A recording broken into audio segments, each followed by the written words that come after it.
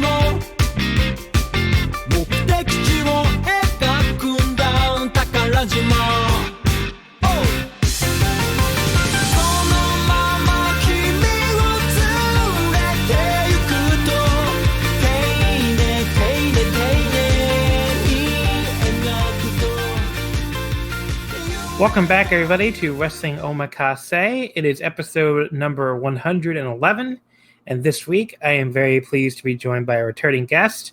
Hello, Gerard. Hey, John. Thanks for having me back on.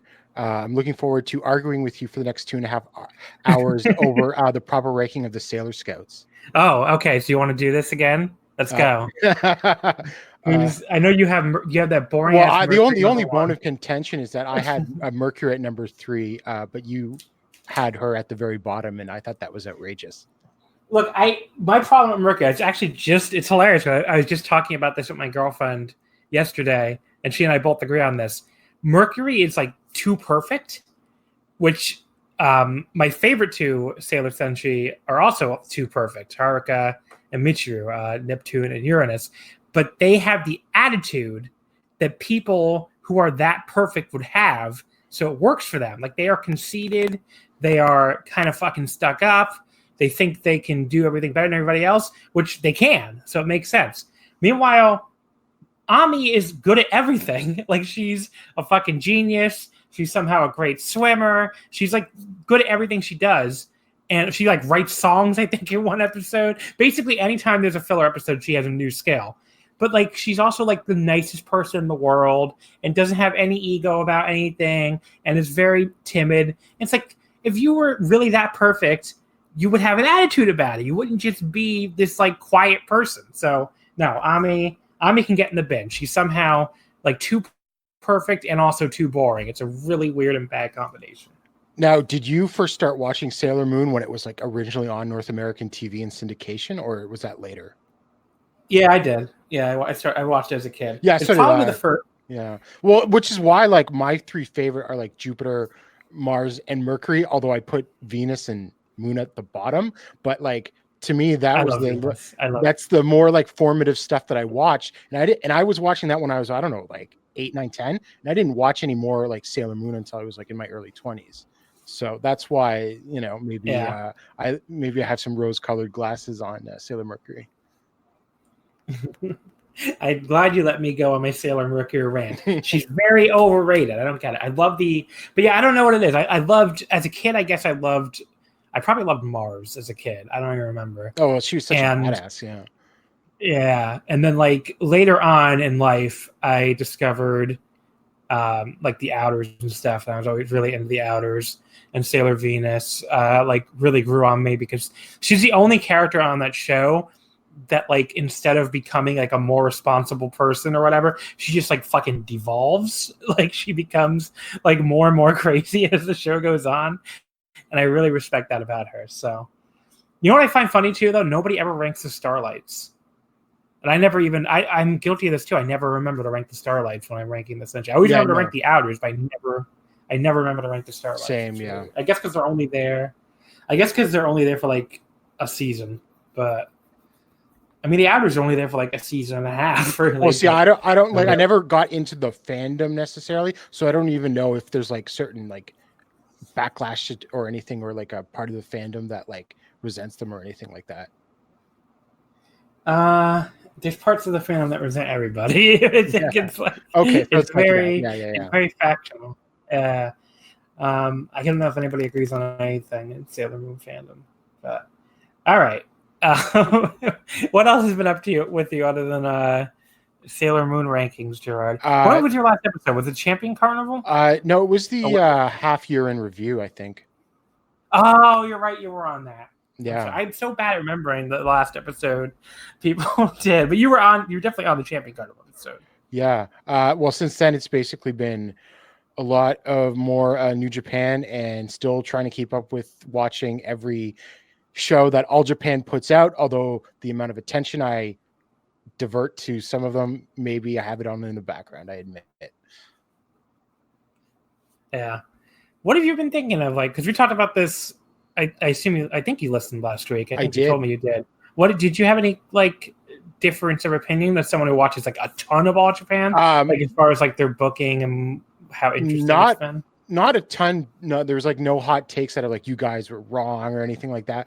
But it was more like I don't know. I think I would say though, I think the undercards are getting a little better. It's not like there's new talent, but they're just booking smarter. They're giving you a couple of like, it's usually the young boys versus other juniors, or sometimes it's like juniors versus juniors first couple of matches. And yeah, I definitely think like the undercards, you know, maybe I should give them another chance. I've really gotten so used to like skipping them that like I should probably go back and watch more of them. But you know, sometimes they are pretty, like that last Korakuen, the one we reviewed last week. There's some good stuff, like the Tajiri Akira match and stuff is pretty good. But yeah, I mean, here I did skip the undercard. I just didn't have enough time to watch, 3 full shows. Right. But yeah, I mean, they're not a promotion, because I worried when I listened back that we almost came off too negative. And like, I like the promotion. Like I enjoy watching it. And I watch it, you know, more than a lot of other companies. But like, it does sometimes feel like a little stagnant to me in a way that like other companies don't typically feel. So I hope they do some different stuff, you know, going into 2020. Yeah, no, I don't think you were too tough at all last week. I think it was a pretty honest assessment. Although I'm starting to see a little more life, so I'm cautiously optimistic. But we'll know probably pretty soon, in a couple of months, on the next couple of tours, what the direction will be more clearly. Yeah, for sure. Before we get into like what we're going to talk about today, I wanted to mention a couple little housekeeping things. First of all, I was supposed to mention this on the previous 2 episodes, but kept forgetting, so I'm going to mention it right away. We might have noticed we moved podcast hosts. We moved from the Audio Boom to Red Circle. And one thing I'm supposed to push for you here is that we have a little link in the episode description. If you have to be viewing us either on the Red Circle website or through Wrestling Omakase's feed. But if you're not on there, if you're listening to us through the main Voices of Wrestling podcast feed, you're just going to want to go to redcircle.com/shows/wrestling-omakase, like an actual dash. And then you'll see a little button there that says sponsor this podcaster. So, you know, as we talked about last week, don't get a lot of ad reads here on Wrestling Omakase. I don't know if it's because the ad companies are not like lining up to advertise on Japanese wrestling, because the Super J-Cast had the same issue. But if you want to help out the podcast, if you want to give a little bit of money and, you know, support what we do, we very much appreciate that. And since we're a rotating guest podcast, if you do donate, whatever episode, like whatever week you donate, I will give a cut that week to that week's guest. So if you donate this week, Gerard here will get a cut of any donations. If you donate during another week, whoever that week's guest is will get a cut of the donations. So basically, it's like a little tip or whatever. Basically, a way of tipping. If you like that week's episode, if you enjoy what we do here, and you want to give back, go ahead and sponsor. I'm not going to push this a ton. I might bring it up, you know, at the start of every episode, but it's not going to be like, you know, inserting ad breaks into every show or anything to remind you to sponsor. I would really appreciate it if you do, and I'm sure, you know, our guests would too. But, you know, it's totally up to you, totally optional. We're never going to go behind a paywall or anything. I just think, I do this because I like it, not because I'm trying to, get rich off it or anything. So that's that. They told me to push that. Second of all, I wanted to plug my article on Voices of Wrestling that went up today. So I wrote about 4,000 words on the Wrestling Observer Newsletter Hall of Fame, the 2019 candidates through what's called the Gordy list, evaluating them through that lens. And I think it's a really interesting article. I mean, I wrote it. I guess I better think it's an interesting article. But the bigger point here is, it's going to be like the jumping off point for when we do an episode in a few weeks on the Wrestling Observer newsletter, Hall of Fame list. So I hope you check that article out. It's up on voicesofwrestling.com. I worked pretty hard on it, and I just wanted to plug that here. With that out of the way, we can turn our attention to this week's actual topics. First of all, with New Japan, the Destruction in Beppu show. Destruction in Beppu took place on Sunday, September 15th, from the Beppu Beacon Plaza. It had an attendance of 2,430, which was actually up from their last Destruction in Beppu. I think only by a few hundred. Actually, I had that in front of me and then lost it. But pretty good number. Definitely up from last year. Pretty much in line with what they've been doing. All year long, just up a little bit everywhere. Yeah, it was 2,280 last year at Destruction in Beppu, so up a little bit. Overall, though, this is, as we're going to talk about, I don't know how Gerard feels, but I thought this was the weakest New Japan show of the year. There was a really good main event, which saved it to some degree, but the undercard was just very lifeless and, just wasn't a very good show. I don't know. What do you think of the show overall? Yeah, maybe. Or I think another candidate was Sengoku Lord. Wasn't that Goto and Jay White? No, Goto and Jay White was a different one. That was like I forget if that was a special road to. Oh, I think Sengoku Lord was maybe Sengoku Lord was Ibushi and Z. Yeah, I love that match. Okay, yeah, whatever show had that Goto versus White match, the first one is probably my. It was either Hino Kuni. Yeah, it was Hino Kuni. Yeah, I think it was Hino Kuni. Yeah, Hino Kuni. That would be my other candidate for worst New Japan show of the year. Yeah, I mean, it's been a good year, so there's not a ton of candidates in my opinion, but this one and that Hino Kuni was not very good either. But, it's Destruction. I mean, there's always when we talk about these two shows together, I mean, for only one of them to be what I would call bad is actually like probably ahead of the curve for the Destruction tour. Remember, there was a few years ago where like either 2 out of the 3 or all 3 were bad. I think it was like the year that Kenny defended again.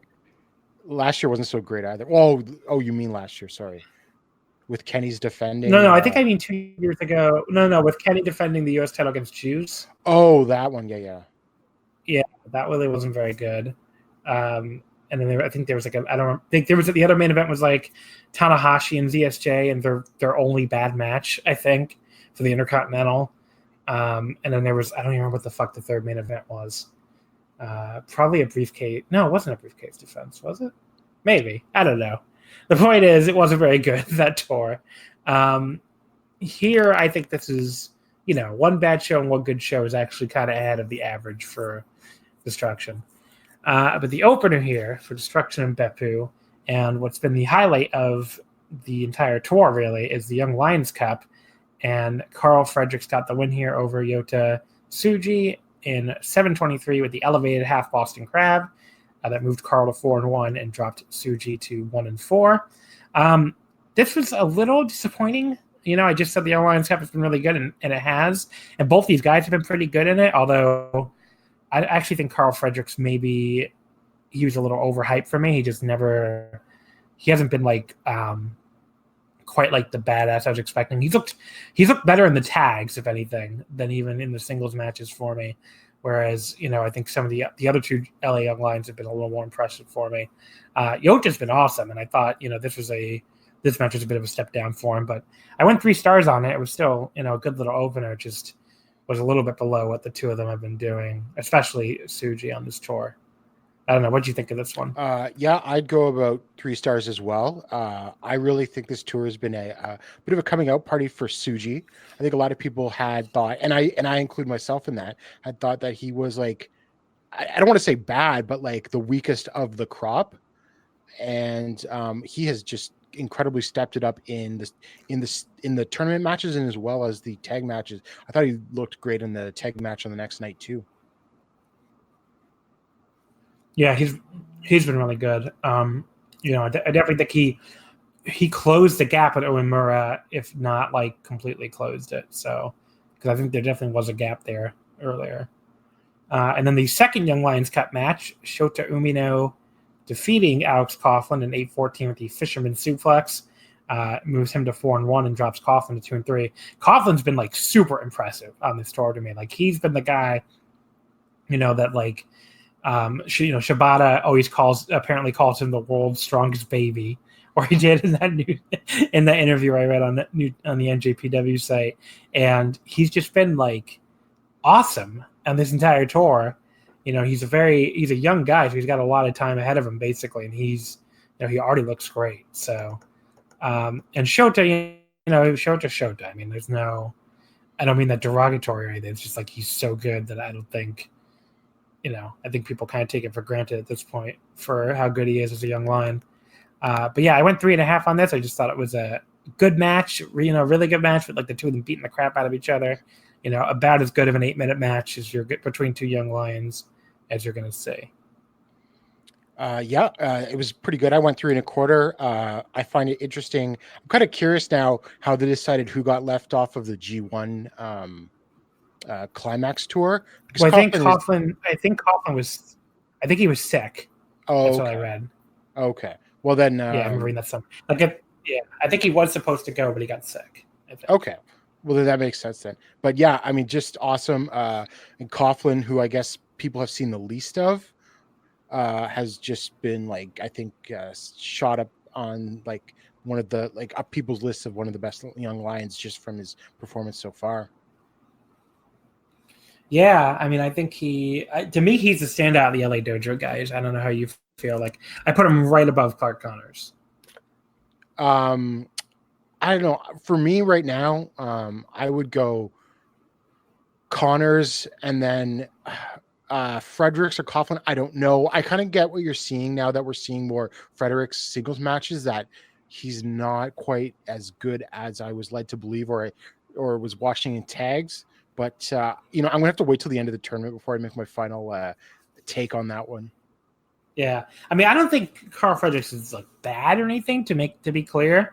And he's still got like so much like charisma and star quality.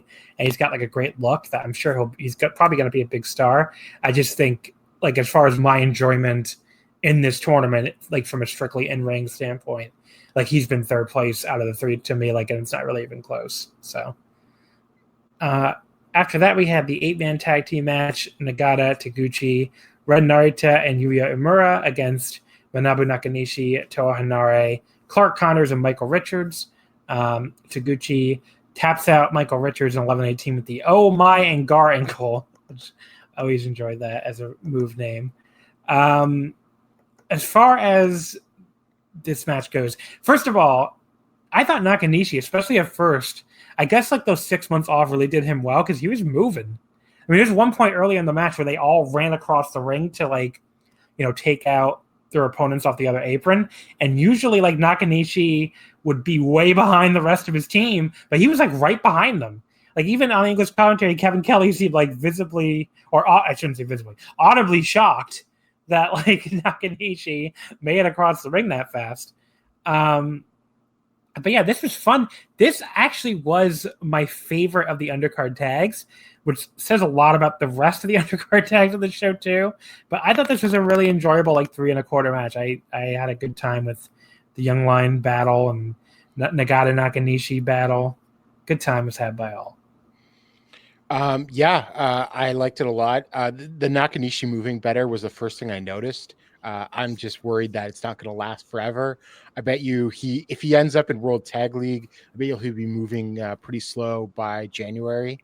I was gonna say I didn't even think it really lasted all the way through this match. Yeah, or it was like because clearly Nakanishi, like, you put him in a match, he tries too hard and blows up, or like cannot physically do it.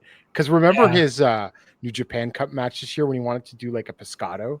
Yeah, and then I mean the guy, like, he's this big guy that can barely move, but he wants so bad to be good, and like I think he is good anyway because he has this like charisma to him, and his like sense of timing is still really, really good. So I really enjoy watching him wrestle. Yeah, he's got the veteran intelligence.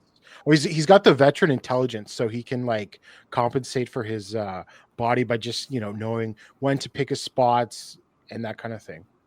He's very endearing, I guess, too. It's like he just like you watch him and you want him to do well. I don't really get people who like hate seeing Nakanishi. It's like he pops up 4 times a year on fucking undercard tags. I think he'll survive. But yeah, I enjoy him. After that, we had a 6-man tag team match with Roppongi 3K and Jushin Thunder Liger against Suzuki, Kanemaru, and Doki. I didn't really care for this that much. I thought it was like just really got bogged down by all the outside the ring brawling, as some of these Suzuki-gu matches are, prone to do. Show ended up pinning Doki in 10:36 after the 3K. The Liger stuff, I mean, it was the real angle was the next night anyway, but obviously the big thing here was Suzuki and Liger brawling. I just didn't think there was a lot to this. This is probably the least effective match of any of the Liger Suzuki multi-man tags. It was just kind of boring, and I don't usually like. I know you mentioned the crowd brawling. If it's Liger and Suzuki doing it, I don't mind it at all generally. But there wasn't anything to it. It was just basically let's get through this and wait for tomorrow night, and let's give a win for Roppongi 3K because I think that'll factor into things going forward too. Yeah. So I only went 2 stars, just not very good. Yeah. The next match was a 10-man tag team match to build up the following night's big matches. The Bullet Club, Kenta, Bad Luck Fale, Yujiro Takahashi, Taiji Ishimori, and El Phantasmo defeating Kota Ibushi, Makabe, Honma, and the Birds of Prey, Osprey and Eagles.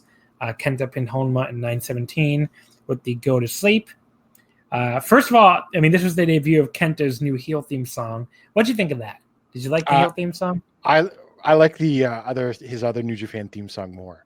Really? Yeah, I really like that song. I thought that song was okay. This one to me, like, really, it both fits him and fits Bullet Club, I thought, so I liked it. But, like, it just feels like somewhere between, like, an Army March and a hip-hop song or something, so I thought they kind of really nailed it, but I don't know. It's like it worked for me as far as, like, it took me 2 nights to really, like, get into it, but I think it works as a theme song. Generally, I never say, even after, like, 2 nights, that I like the new theme song, so usually those things take a while on me. The blonde hair I thought looked cool, and like it's a Japanese heel tradition. If people don't know that, if you're listening, like going all the way back to like I don't know if the 80s or the 70s. I want to say the 80s. I think it was Yumanosuke Ueda was the first one to do it. Okay, do you know the year? I think this might have been in the 70s because this was because it's basically, if you remember Toru Yano in like the mid 2000s, that was basically a ripoff of the gimmick, and he at the time had started that in IWE, which was Russia Kimura's promotion. Right. So he was like the big heel you go up against Kimura. Yeah, and he was like the first Japanese heel, and then when they went under, I think he ended up in All Japan first, and then might have ended up in New Japan for a bit after that. Yeah, I mean, I'm not going to pretend 70s Japanese wrestling is like something I'm an expert on, but that is interesting. Wasn't sure if it was like a 70s or 80s thing when the blonde hair thing started, but that basically started a long tradition of, like, when you're Japanese and you turn heel, you dye your hair blonde because it's what the Americans do. Well, he was the only one to do it, I think, for a while. Didn't in the 90s? What's it called? Do it? Oh, I remember like in NWO Japan, like Goto and O'Hara. Yeah, they dyed their hair blonde. But but it definitely picked up more in the 2000s because remember when Akiyama turned heel, he dyed his hair too. Yeah, I could have sworn there was like another big 90s unit that did it, but maybe I'm thinking of something incorrect. I don't know. But whatever. The point is, it's a tradition. And like, why is GBH have blonde hair? That's basically why, like Makabe and Honma and all them, because they were originally heels. But yeah, so Kenta got the blonde hair going. He pins Honma with the go to sleep. This match was, it was fine. It wasn't like the kind of match that I'm, gonna call anything that great. I mean, there was like a really fun Kenta Ibushi exchange at one point, but it was like maybe 30 seconds, so it was over very, very quickly. But yeah, still, like a 2.5 star match, just kind of there. My highlight was the Honma and Kenta exchange, just because that's a novelty to me, even though it's happening, like 15 years too late, but whatever. And then we have Sonata, Shingo, and Bushi against Okada, Goto, and Romero for the 4th time of the tour. And this was sadly probably the weakest match they've had. Just really wasn't. There was like, obviously the main thing here is to build up Okada and Sonata, along with Shingo and Goto. And, the Okada Sonata exchange here just felt very weird. It just felt like both of them had it firmly in half gear. It's really not the kind of thing that's going to build excitement for a title match. So, especially not one that we've already seen 3 times this year. So it just didn't work there at all. I mean, Shingo and Goto did tag in like right after that and had like a really like cool exchange that made the Okada Sonata like half speed one look even sillier. But then there was like a second Okada Sonata exchange right after that did look a little better. But that's about it. And then it ended in 10:40 with Sonata tapping out Romero with the skull end. So, 2 3/4, a little better than average, but nothing that blew me away. I thought this was more boring because remember how they had the back-to-back Korakuen ones? Yeah. I thought this was more boring than the September 5th one, which I thought was also boring. But like you said, this is the weakest of this is the 3rd or 4th time on the tour they've done this? Yeah, this exact 6 months. No, this is the 4th because they did all 3. They did all 3. Yeah, they did it on all 3 Korakuens. Yeah, and they did here, and then they were going to do it the following night too. So in the September 6th is the best one that you should watch, basically. Yeah, and we talked about that last week. It's like a really cool 10-minute sprint. The last night of the Korakuens. The other ones you can pretty safely skip. And then we had Naito and Evil against Jay White and Chase Owens. Naito pinning Chase on 11-11 with the Destino. So this is interesting because basically the Naito-White feud has been the highlight of this tour for me. It's been just a lot of fun. I don't think it's resulted in a lot of good tag matches, though. And I think a lot of that is maybe, Jay White hasn't had the most exciting partners, especially. He's had mostly Chase and Yujiro and Fale, just kind of the Bullet Club's general depth problem. But, this wasn't a bad match. I went 2 3/4, but just wasn't anything that special. There was a really early on Naito put Chase down with a sleeper immediately like he was Shibata or something. I just thought that was funny. That you don't normally see him do that. And then there was a long period where Naito and White basically they're telling the story how they're trying to, Jay is trying to out troll Naito, and then Jay is trying to show I'm tranquilo too, but then he almost always ends up losing his cool and dropping the facade, and it just ends up being it's a very interesting dynamic the two of them have, and at times it's a very horny dynamic, which I tweeted out and got some guy very upset with me. But look, it was a gif of the two of them spitting in each other, smiling. What do you want me to tell you? But yeah, after Naito got the pin, he pretended he was gonna do the fist bump with Gato on the outside, and instead beat the shit out of him, which I was very into, and then tossed his big bucket hat into the crowd. I kind of wanted to add half a star just for that, but I can't do that. It was a perfectly acceptable match, just not a great match or anything. I would agree that this is a 2 3/4 or a 3-star match. But I think it's also like the exception to the rule, because I think somehow with the sort of big dick energy that both Naito and White are bringing, that it's like this rare feud in New Japan where it doesn't matter it doesn't matter that much the quality of these sort of like tag matches leading into it, because these guys are going to do their shtick and it's going to be massively over, and they're going to just like exude like all of this like, you know, energy and like aura and everything. So it's like, I don't really care if it's like a 2.5-star match. I just want to see them like spit at each other, you know? I mean, exactly.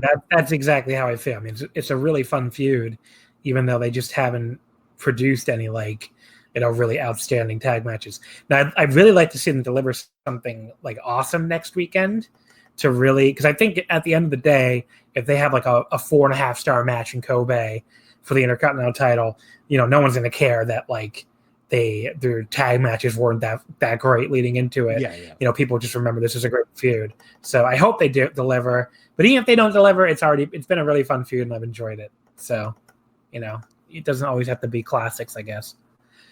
Then we have the semifinal. Speaking of not a classic, the Girls of Destiny defeating Yoshihashi and Tomohiro Ishii in 21-35. I don't know what to say about this one. First of all, why the hell did God beat down Tomohiro Ishii to set up a hot tag to Yoshihashi? They beat down Ishii, who, like, you know, probably is one of the best House of Fire baby faces in the world.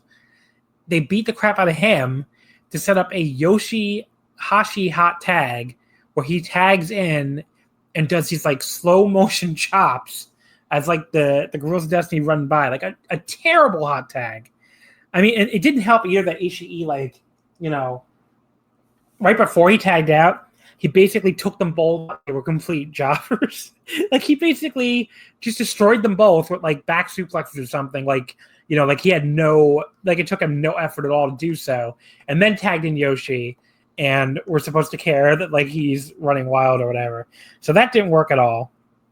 There's like no heat for this match at all. Even after, you know, Beppu does not have a rep for having hot crowds. But the crowd was more into the undercard than I've heard them being to a lot of stuff, you know, over the years. And this match like killed them. And then, you know, after that, we finally got like a little bit of an interesting finishing stretch. You know, it was fast and it finally had some action, but then it also like just felt weirdly all over the place and not in like a good way. And, you know, in a weird way, just felt like kind of a bunch of shit happening. And then finally we get to the end where Ishii counters the super powerbomb from the apron. You know, like they had Yoshihashi up for the super powerbomb, and Ishii countered it from the apron, which was kind of cool. And then immediately we go to the stupid fucking butterfly lock by Yoshi. So again, even when the match is getting like a little entertaining, you know, we immediately go to Kraft because that move is like the worst move in wrestling. You know, then there was like a gun stun counter, where Yoshi like passed him off into a power bomb by Ishii. That was cool. But then we had a fucking distraction finish straight out of fucking WWE with Kenta getting on the apron, Yoshihashi being like, I've got to go yell at this man for a while, and then getting rolled up by Tama Tonga and pinned. So yeah, this fucking sucked. You know, by the end of it, between the terrible finish, the terrible match structure, the fact that it went over 21 minutes, the fact that it killed the crowd, I could go on. But I thought this was one of the worst semifinals in recent memory. I went for a major New Japan show. I mean, I went 1 3/4. Well, I would be, I guess, maybe a little more generous to that, giving it like a 2 1/4, maybe. It could have trended towards 2.5 if there had been a decent finish, because I do agree that I thought it was getting a little better during in the sort of towards the closing stretch.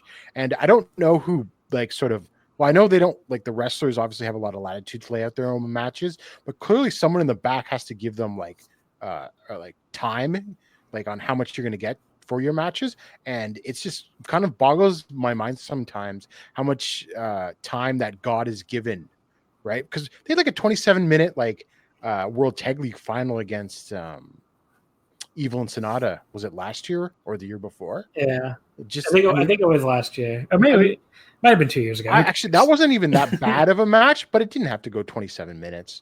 And there's been other God matches that have just had mind-bogglingly long times, and this was sort of another victim of that.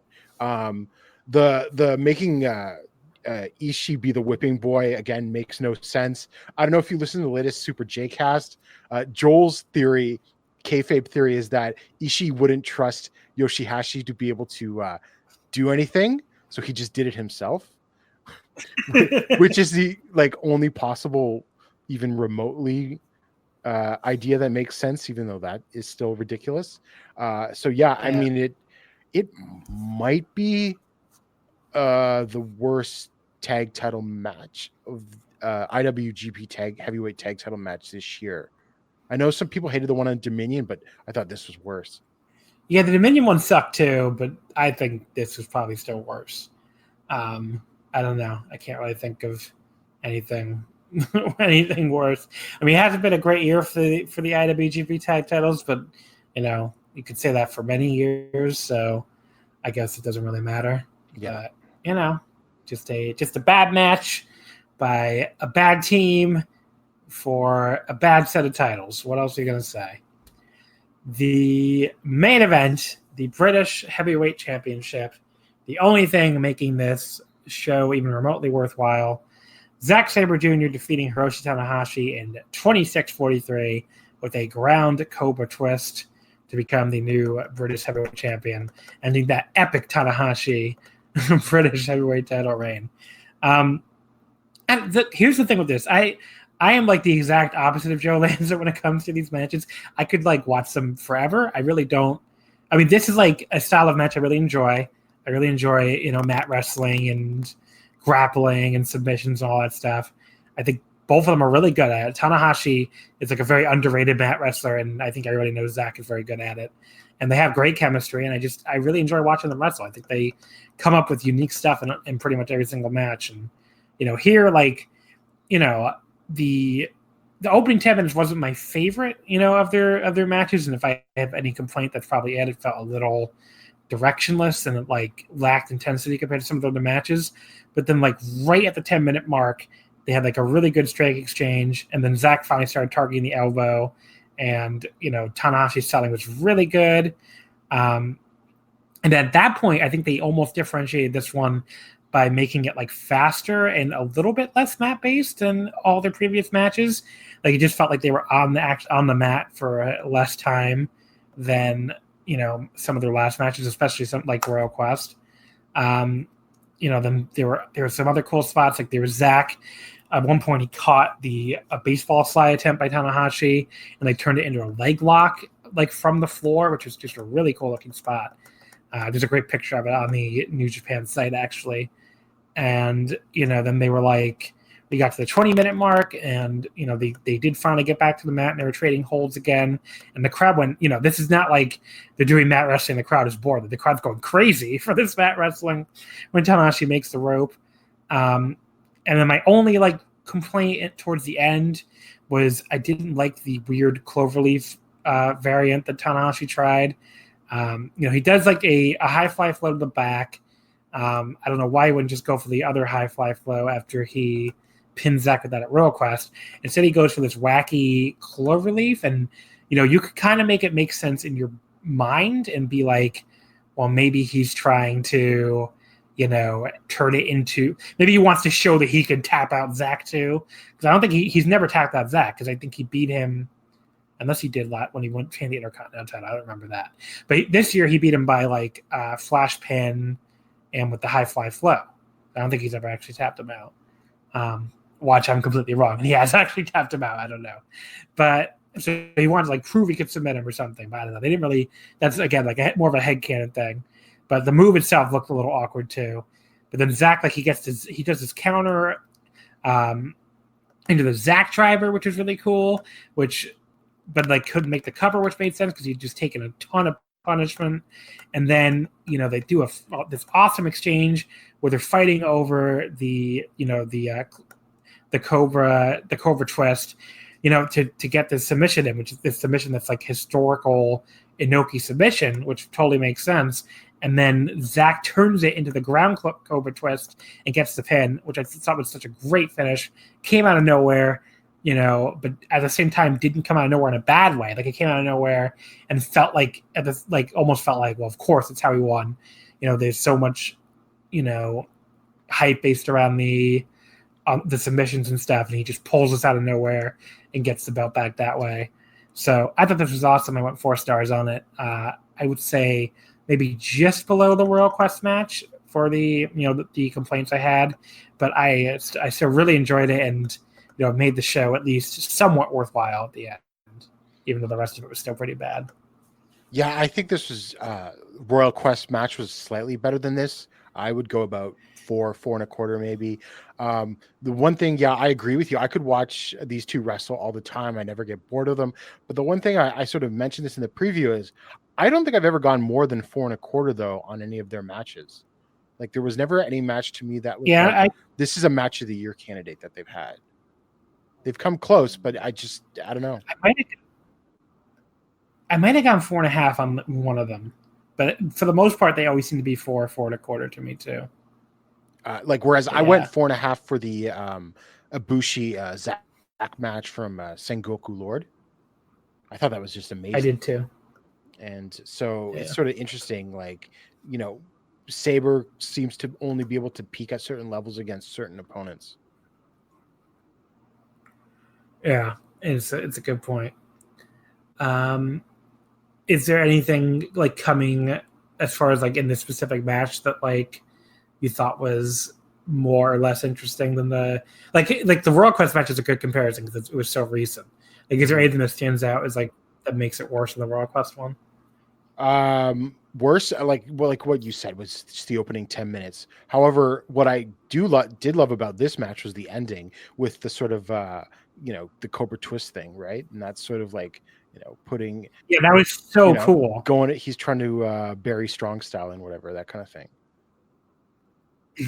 It just felt to me, it almost felt like, well, you're a hypocrite because you had to go to the strong style, but he's a heel. Yeah. So that's great. It's fine for him to be a hypocrite. And it almost felt like he had to do this thing where he kept saying, oh, Zach style is so much better than strong style. And he has to pull out the original strong style move, essentially, to beat Tanahashi. So I thought, I almost felt like he was being very hypocritical, but, he's a heel, so that's fine. He can be hypocritical.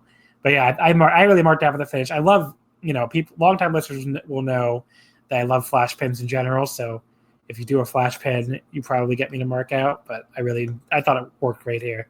So overall, like we said though at the start, not a good show at all. If you haven't watched it yet, I would say pretty much the main event is the only thing I would consider essential. And then maybe if you want, you can watch the Young Lions Cup matches. Any other thoughts on Beppu? No, it's just hopefully one year they have a nice top to bottom show, because last year was the wasn't it Naito versus Suzuki, which was not that good. I was the only person on earth that liked that Naito Suzuki match. Oh, really? 4.25 on it. Everybody else hated it. I thought the first one I hated, like everybody else did. The whatever the fuck one, but during the Dontaku tour. But the second one I actually really liked. And I guess I was looking. I think this is only technically the only second destruction in Beppu, and I guess I'm going to assume now that this is probably a pretty going to be an annual event now. Yeah. Well, that leads us then to Destruction in Kagoshima the following night, Monday, September 16th, on the Kagoshima Arena. The attendance here was a 4,004, no vacancy. That's very impressive because it's up more than 500 fans from the previous year. And that show the previous year was not Destruction in Kagoshima. It was a G1 Climax show, which typically does really well, compared to, a lesser tour show like this. So they were up over 500. And you can't just say it's Kota Ibushi in his hometown, because that was also a Kota Ibushi main event. That was Ibushi and Goto. So here you have Ibushi, defending the contract against Kenta. It's clear that, whether it's just New Japan's general momentum or the idea of seeing Ibushi defend this contract against a hot new heel, either way, it worked, and they did their best number in Kagoshima, maybe ever, definitely in a while. So, overall, this is I thought a much better show than Beppu. We'll go match by match here, but I enjoyed this one quite a lot. What do you think of Kagoshima? Much better match, much better show. I'm sorry. I kind of got like lost interest a bit in the middle, but I thought the last two matches were awesome, and I thought both the Young Lion matches were really good. Yes, so let's get right into that. First of all, Yuya Uemura defeating Clark Connors in 9:31 with a Boston Crab. Uemura is now 1-4, and Connors is now 3-2. So this was Uemura's first win. This absolutely ruled. I went 3 3/4. My second favorite match of the Young Lions Cup so far. Just great mat work early, very physical striking, and then it just built really, really well to the upset finish. I love this match. My favorite match of the tournament so far. I went 3.5 on it. Just awesome. Uemura is going to be such a star. There was one point, I think, just the way, like, when Uemura was coming back and firing up at the end and just like hitting a bunch of strikes on Connors was awesome. You could just like, he's just really, but the one thing is like in both in this tournament I've noticed is that, and we'll talk about this a bit. I'll talk about this a bit in the next match is that like, you can see like how they're sort of like working and trying new things as the tournament goes on and looking a little more smoother as it goes on. And that's really cool to see, especially in such a short time frame. Yeah. And I think, it almost feels like to me, like if these two are like feuding over, the junior title in a few years, I will not be surprised at all. Like these two and Ren Narita, that could be like the core of the junior division within like 2 or 3 years. So, well, how tall is Uemura? I thought he was. Uemura is the shortest. I think he's right below. He's like at least a few inches shorter than Red Narita, I think. Oh, really? For some reason, I thought he wasn't that short. So Red Narita is 182 centimeters. I don't remember off the top of my head what that means in feet. I think it's below 6 That's feet. 6 or 183 is 6 even. Okay, so they're actually not that short. Narita's 182, and then Uemura is 180. So that's like 5'10", 180. That's heavyweight height. Yeah, you could be a heavyweight in New Japan at that, especially if you're good. Yeah, that's a good point. I think they will start him as a junior. Oh, probably. I mean, he's small. He's small enough too. But then Clark Connors is 173, so it's probably going to end up being junior. After that, we had Ren Narita defeating Michael Richards in 7:18 with the Narita Special number 4, which is, of course, that belly-to-belly suplex. That moved him to 4-1 and dropped Richards to 1-4. Unfortunately, this one, I think we might be, because you made it sound like you liked both Young Lions Cup matches. I didn't like this one at all. I thought it was a very nothing match, just a long headlock, and then Narita hitting his move out of nowhere and winning. I think I have this as my lowest rated Young Lions Cup match. I only went 2 stars on it. So I had this at 2 3/4. But what I was going to say about this match, positively anyway, was that I thought that this was the first time that I thought like Richards was looking a little better in this one than he has in the other stuff. I'll give him that. Probably because he just had to lay there in a headlock, I think. But you never know. The third match, Yuji Nagata, Ryusuke Taguchi, Shota Umino, and Yota Tsuji losing to Manabu Nakanishi, Toa Hanare, Carl Fredericks, and Alex Coughlin in 9:45 with the Toa bottom. First of all, I thought there was very amusing continuity in this match where the previous night, Nakanishi had managed to counter the hip attack from Taguchi with the double sledgehammers to the ass, basically. And this time, Taguchi was ready for it and like stopped short before he could get the double sledge to the butt. And then he hit Nakanishi with the hip attack. So it's a better callback spot than anything in fucking NXT or any of that bullshit. This was a lot of fun, just like the one in Beppu. Pretty much I think it's hard for this not to be fun. I went 3 1/4 again.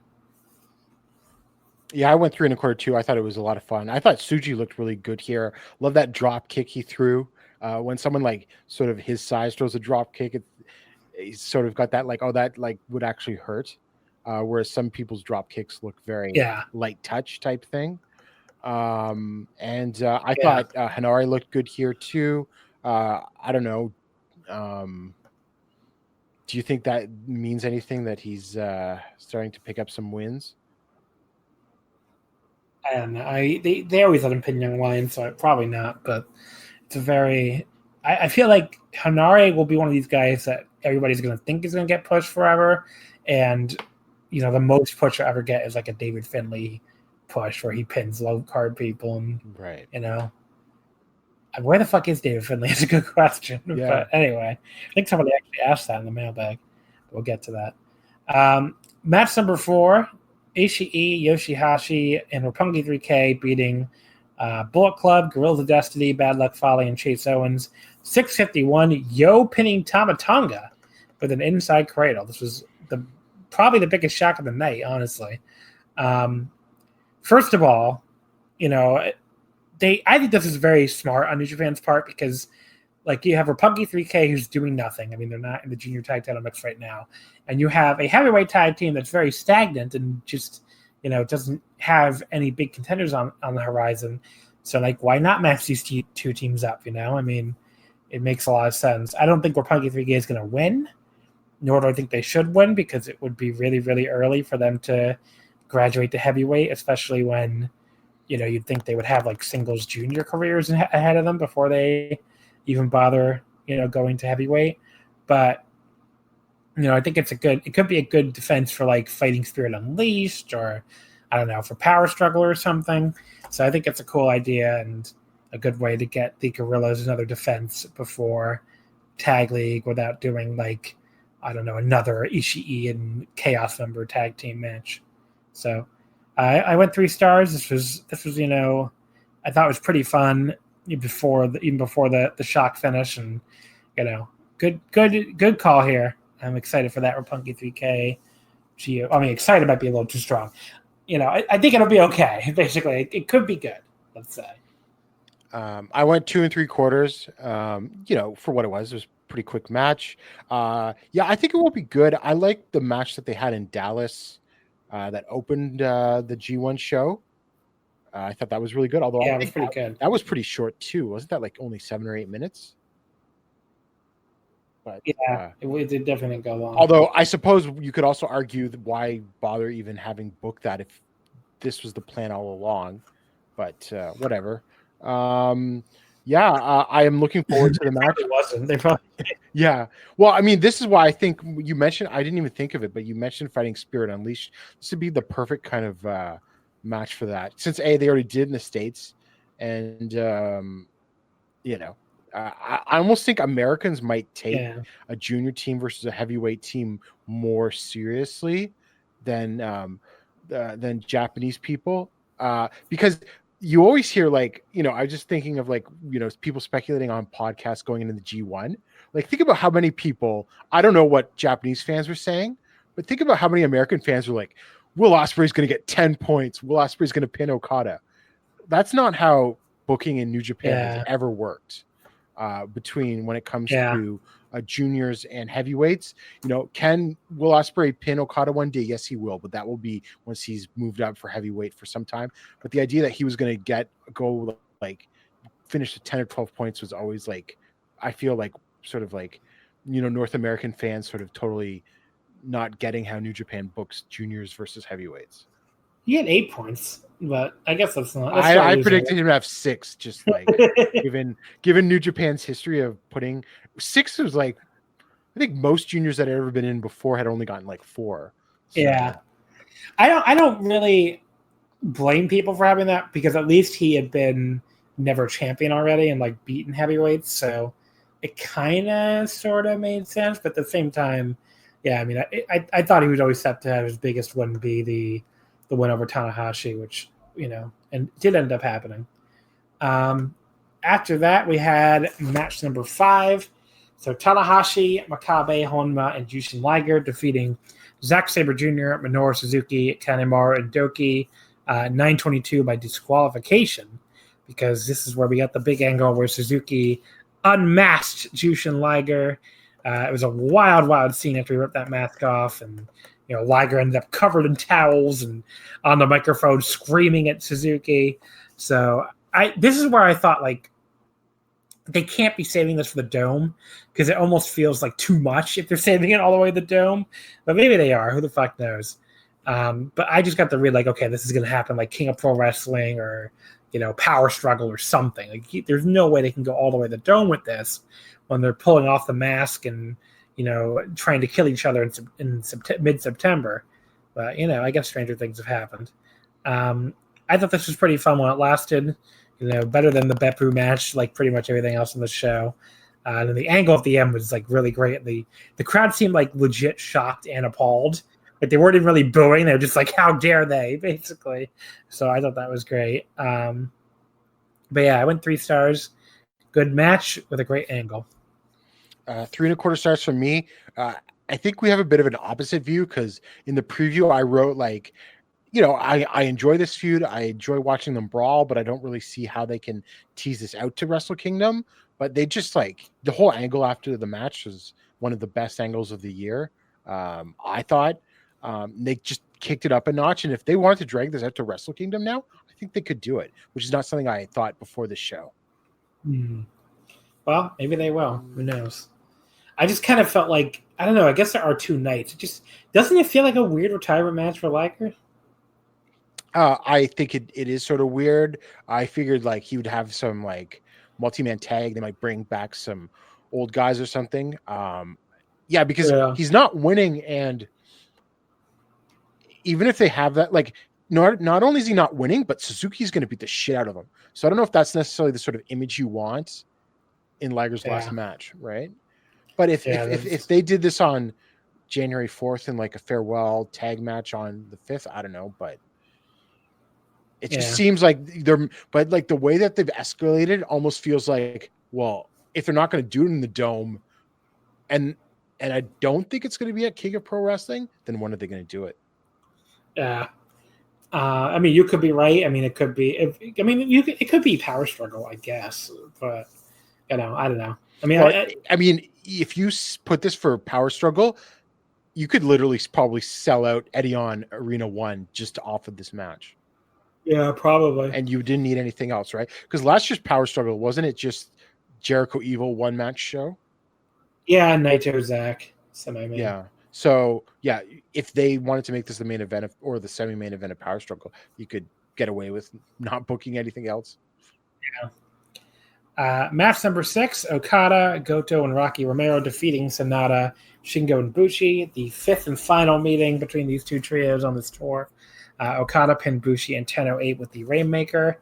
First of all, I want to give a shout out to Mr. Juicy, Gino Gambino before the show or before the match, because they had a really funny exchange with him and Rocky Romero that just made me laugh. Because like I don't remember what the fuck Rocky said to him. Rocky just said like, I think he was like talking shit because Roppongi 3K pinned the Guerrillas of Destiny.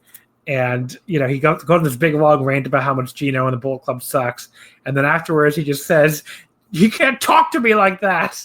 Like, he just sounds so like upset and outraged. And Kevin Kelly's like, well, he just did, buddy. So, but I think like Gino, he's really coming to his own as a heel commentator. And, what he gets that I guess, fucking Corey Graves and other people in modern wrestling don't get is that a heel commentator, to be entertaining and for you not to absolutely like want to rip your fucking ears out listening to them, they have to be a clown to at least some extent.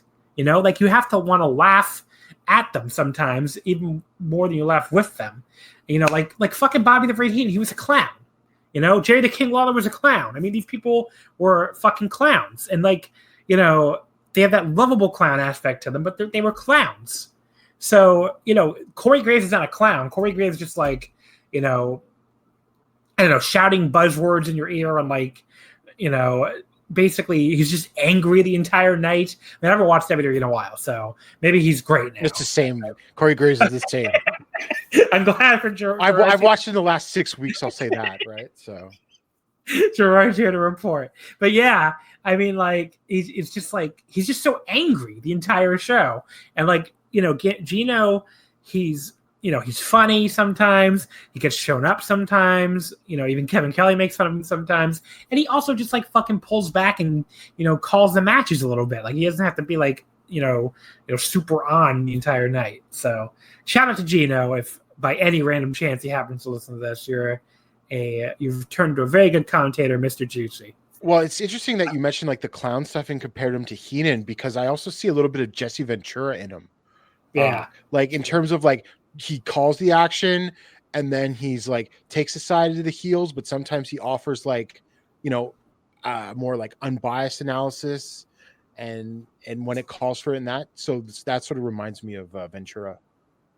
Yeah. And Ventura could be a little bit of a clown too. So it works. I mean, it's just like, I don't know. Like whenever I watch the WWE show, it's just like, why is Corey Graves so angry? Well, because and he's also desperate to like also like make dunks on his other like commentators. Yeah, it's like you'll be like watching the match, and all of a sudden Corey Graves are coming like, Michael Cole, you fucking idiot, and it's like, okay, yeah. Obviously, you have to say the F word, but the general gist of it just feels like he gets so fucking like worked up, and it's like, can you please stop screaming at me?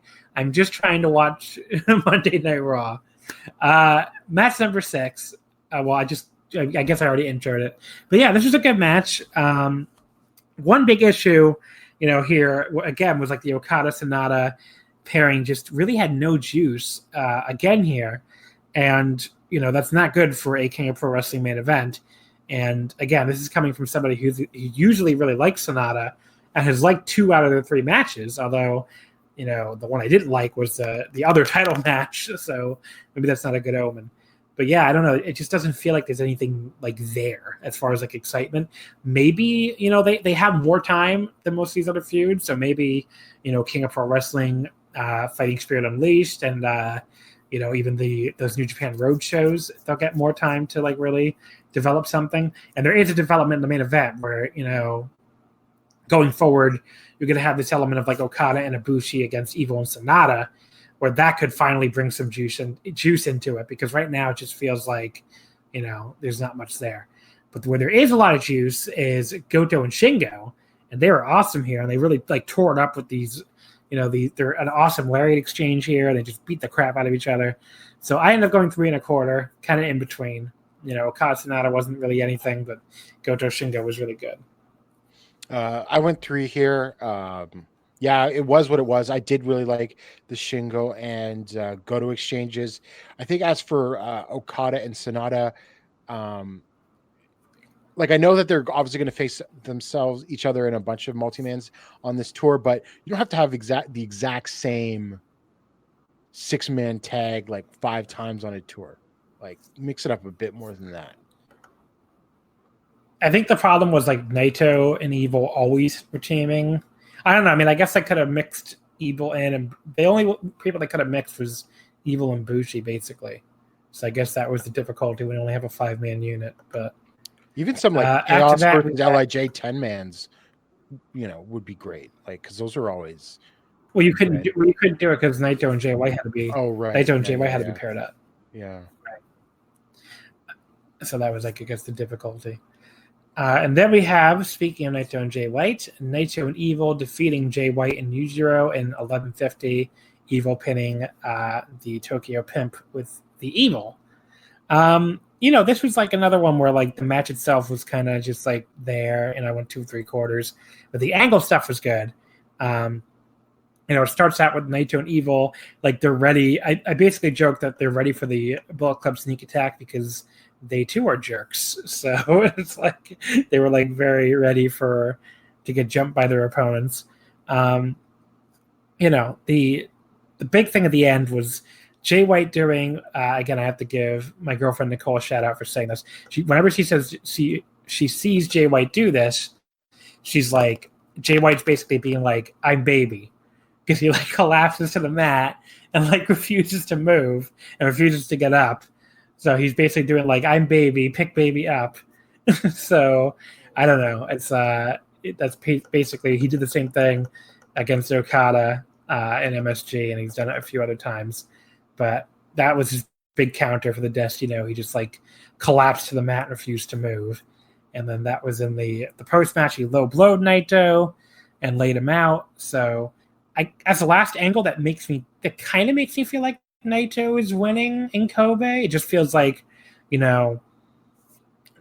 I'm like, again, being too WWE about it, but it feels like, well, Jay White did the baby counter basically, and now Naito will find a way to get around the baby counter in Kobe and retain the title. But we'll see. But yeah, I mean, like, not a bad match at all, and again, continued the Naito Jay White feud, which has been enjoyable. I went a little higher than you. I went 3.25. I don't know. I just like Yujiro in these sort of situations because you don't get to see it very often. And yeah, as for like, is White winning? I mean, I don't think they would book this match if White wasn't winning, because especially given how protected White is, like having him lose an IC title match to Naito, then what happens to him? What does he do for the net? Like, what does he do? He sits around and probably does nothing until Wrestle Kingdom, and he'd have to find a new feud for that. So yeah, it just seems to me I'm still pretty confident that White's winning next week. Yeah. I mean, we'll see, I guess. I mean, look, the other theory I've seen, and we totally fucking forgot to mention this. I mean, really, my fault, since it's my show. So at the end of Destruction in Beppu, after Zack Sabre Jr. retained the British Heavyweight title, he suddenly like tried to get into the mix, the double title mix, where he's saying, well, all these people talking about double title. I want to be a Triple Crown champion. I think he said the first ever Triple Crown champion. And it's like, bro, there's a whole promotion when they have a Triple Crown title. But anyway, and he said he wants to be the first ever Triple Crown champion, British Heavyweight and IWGP Heavyweight and Intercontinental. And he promised to throw the Intercontinental title in the bin, which makes me think the IC is the one he's going to target at first. So, I mean, that's another one who, I mean, that could be, he could be the guy, for the Dome. I mean, it could be Naito and Zack Sabre Jr. for the Intercontinental on the first night, and then maybe the second night, is the winner of that. But I mean, it could be him, it could be Moxley, who has a pin over Naito. I mean, I think there are other options. As far as what Jay White would do then, maybe Jay White goes back and, circles back to the United States title, because, that might not sound super exciting to Jay White fans right away. But if he, if Juice Robinson wins the US title back from Moxley, he'll need an opponent for the Dome, because they're doing, Juice Moxley so early now. Maybe, this way Jay White walks out of Wrestle Kingdom as the number 2 champion in the company, because if you're going to have a double heavyweight and Intercontinental champion, the US title will be the next belt down, So I don't know. It's just an idea. I mean, it could be a thing where, like, I'm just reading too much into it, and Jay White either wins next week or it just gets into the Dome against Naito again anyway. But I have a weird feeling Naito's winning. Who knows? Because I think, like, yeah. I know maybe Zach could have just been trying to push the sort of idea along, because I don't know. I don't really like trying to make it more convoluted. Like, I think just having White, Naito, Ibushi, Okada, like those 4 having title match on night 1, and then the winners meet night 2. I wouldn't go more complex than that, but I don't know. I mean, it could also be a thing like where, White is going to face somebody at Power Struggle for the right to go to the Wrestle Kingdom or something, or even challenge for the Intercontinental. I don't know. Well, see, I could see Zach and Naito having that sort of number 1 contenders for the IC title thing. Yeah. I mean, I don't think he just said it just to say it. I think they're going to do something. But yeah. We'll say. Then we have the IWGP Junior Tag Team titles. Al Phantasmo and Taiji Ishimori defeating the Birds of Prey. Phantasmo pinning Eagles in 23-10 with the CR2. A little surprising, because you and I were on the Destruction in Kagoshima preview together. I think we both picked a title change here. Yep, I did.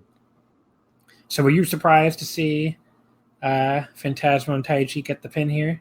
Yeah, especially since I kind of suspect that ELP is beating Will at King of Pro Wrestling, but maybe I'll have to revise that prediction. after this. Yeah, I mean, I think I said that in my preview. I was like, if they fail to win the titles here, I would think maybe ELP's not winning the junior title. Well, because I know you talked about the whole idea, like Hiromu comes back as conquering hero to beat El Phantasmo, but like think about the money match that is Ospreay versus Hiromu. That's true.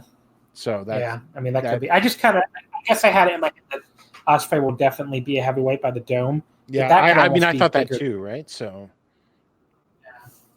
But that could almost be like a big enough match to keep him junior through the Dome, for sure. And then maybe he loses. It's the only one. If they're not if they're gonna do like I don't know, Ospreay versus any other junior at the Dome, no, I'd rather him just go heavyweight. But Hiromu, yes, absolutely. As far as this match itself, I didn't dislike it, but I think probably most other people would have it higher than me. I only went 3.5 stars, and it looks like I got Grapple. The average is about 4.21. So I guess it doesn't surprise me. A lot of people seem to enjoy these types of matches more than I did. The big problem I thought was like, first of all, early on, I wasn't feeling it super well early on.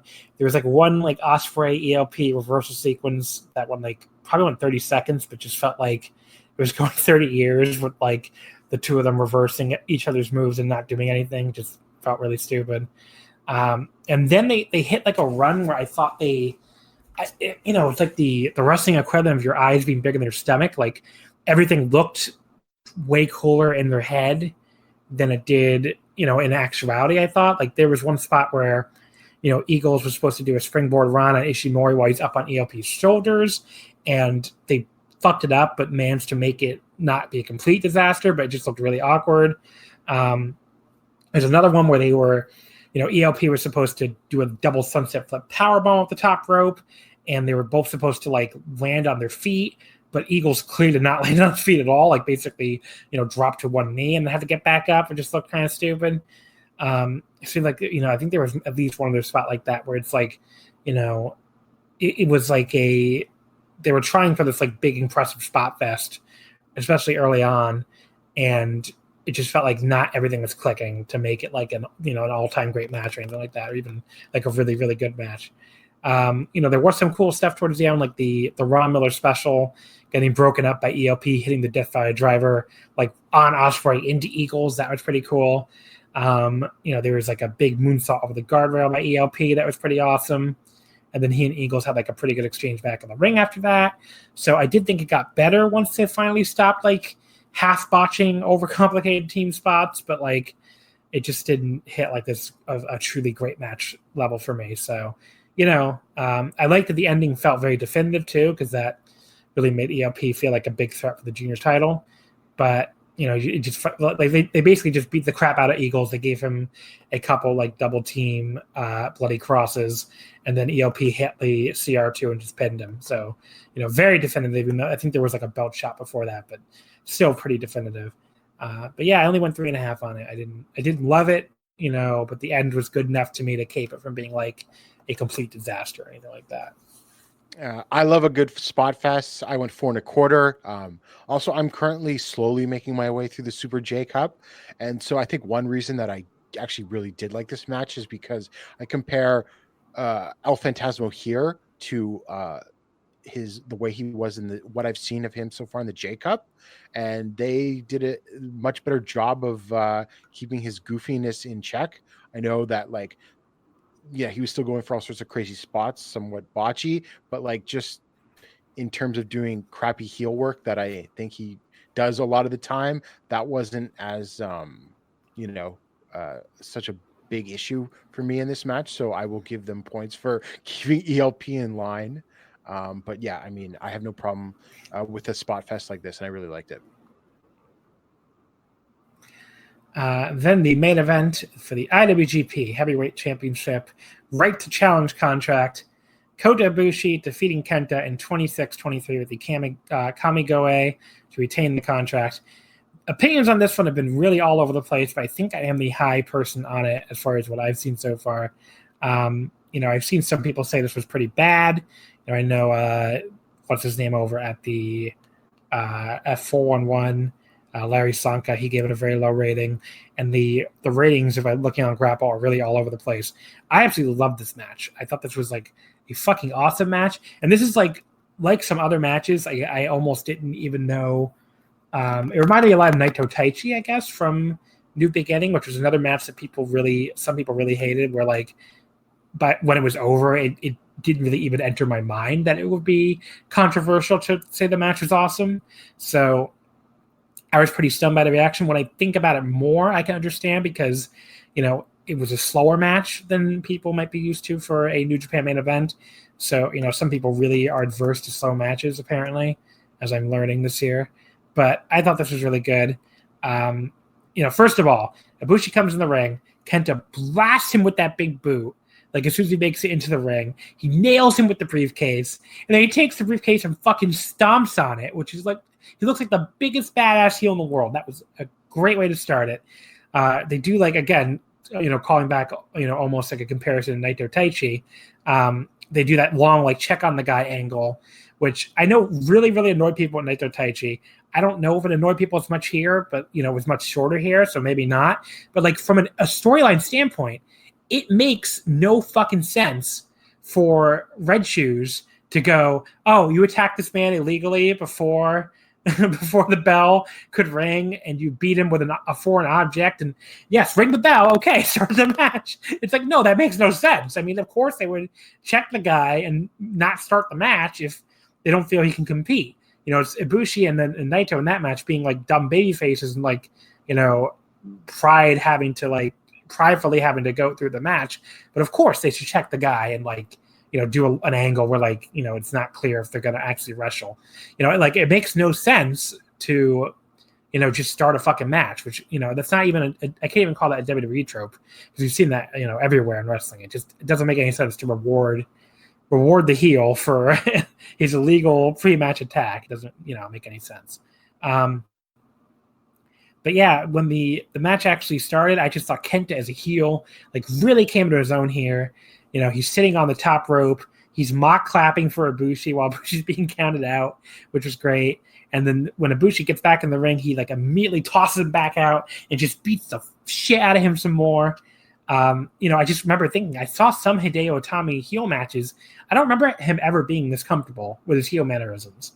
I remember him looking okay sometimes, even having some really good matches, but this is the most comfortable I've ever seen him as a heel. At one point, Kenta works on Ibushi's leg for a while.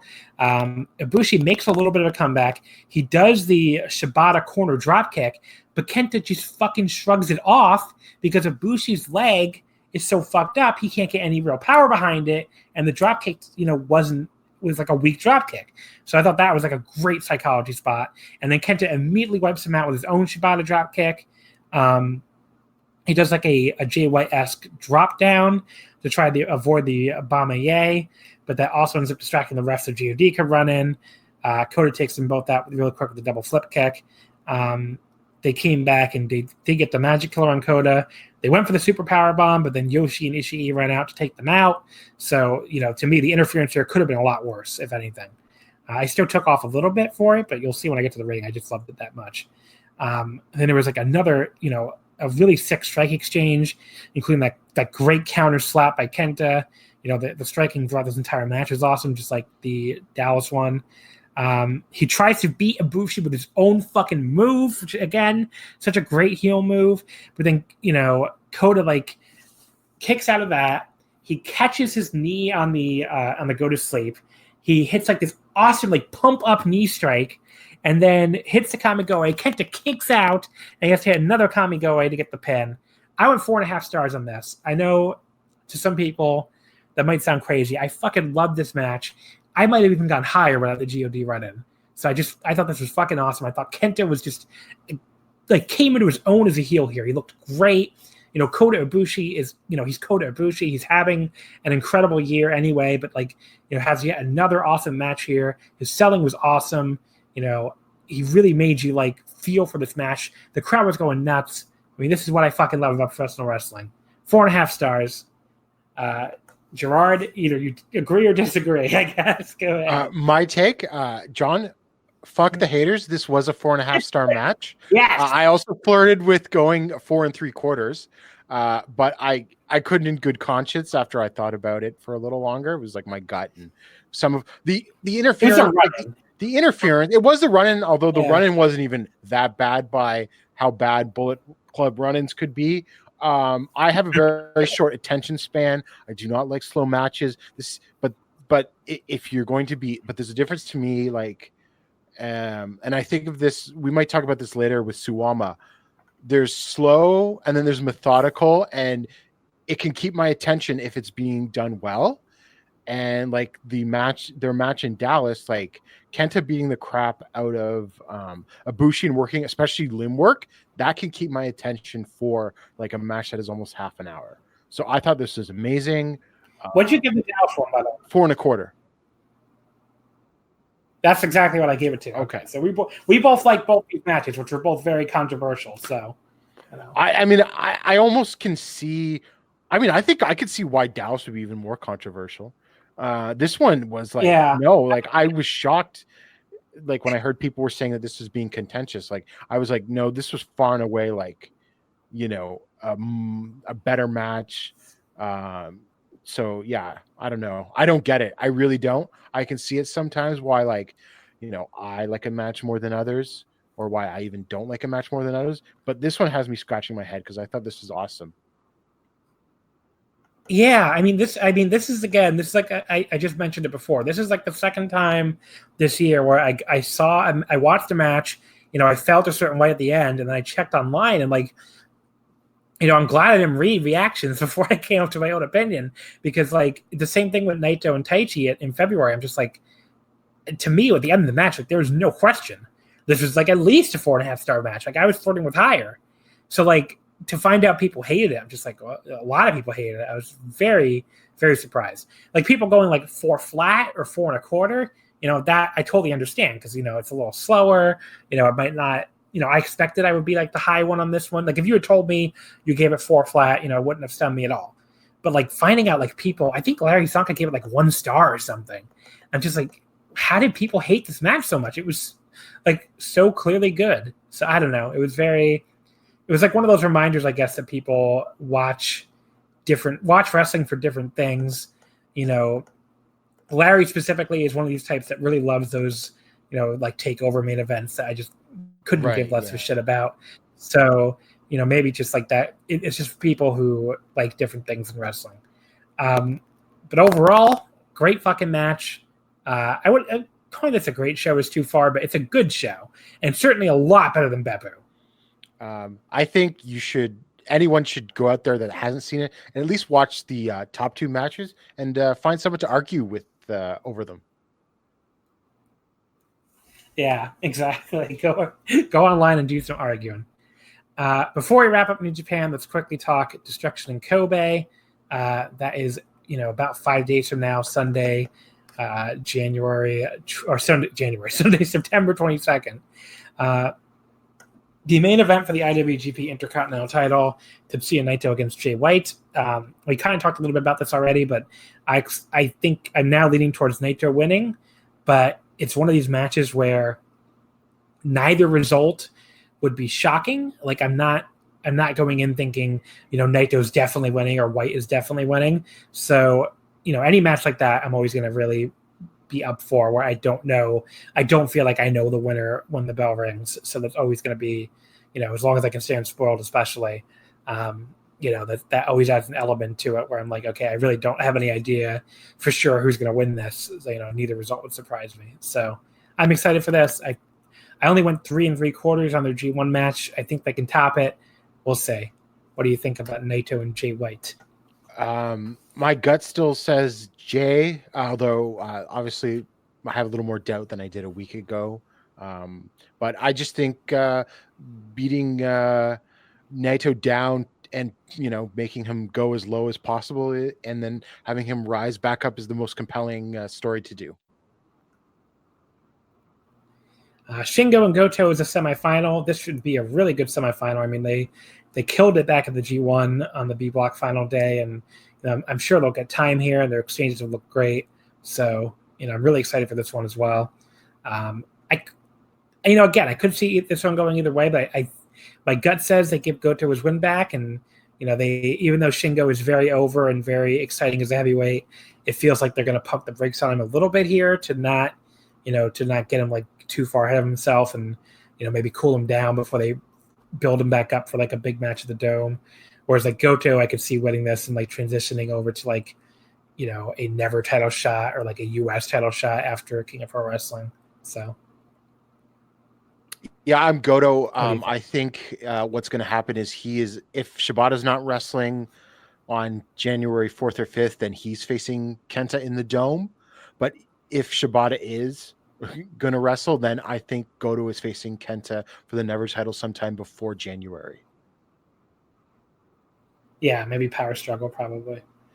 And then the two matches right below that they like they messed with the lineup a little bit, since now we have the Roppongi 3K against Guerrillas of Destiny feud and Evil. We again failed to mention the post match. Oops. Evil came out to challenge Ibushi. I mean, that was really funny. Where like if you watch the promos, Evil was like he kept saying, I have a cryptic challenge. I'm gonna do something. I want the title more than anybody. It's like, buddy, we remember that you're the only other guy that beat Kota in the G1. We know you're going to challenge Kota. It's fine. You don't have to be like, but he's spooky, man, so we have to be cryptic about it. It's just kind of funny. But yeah, he came out at the end of the Kagoshima show and challenged Kota.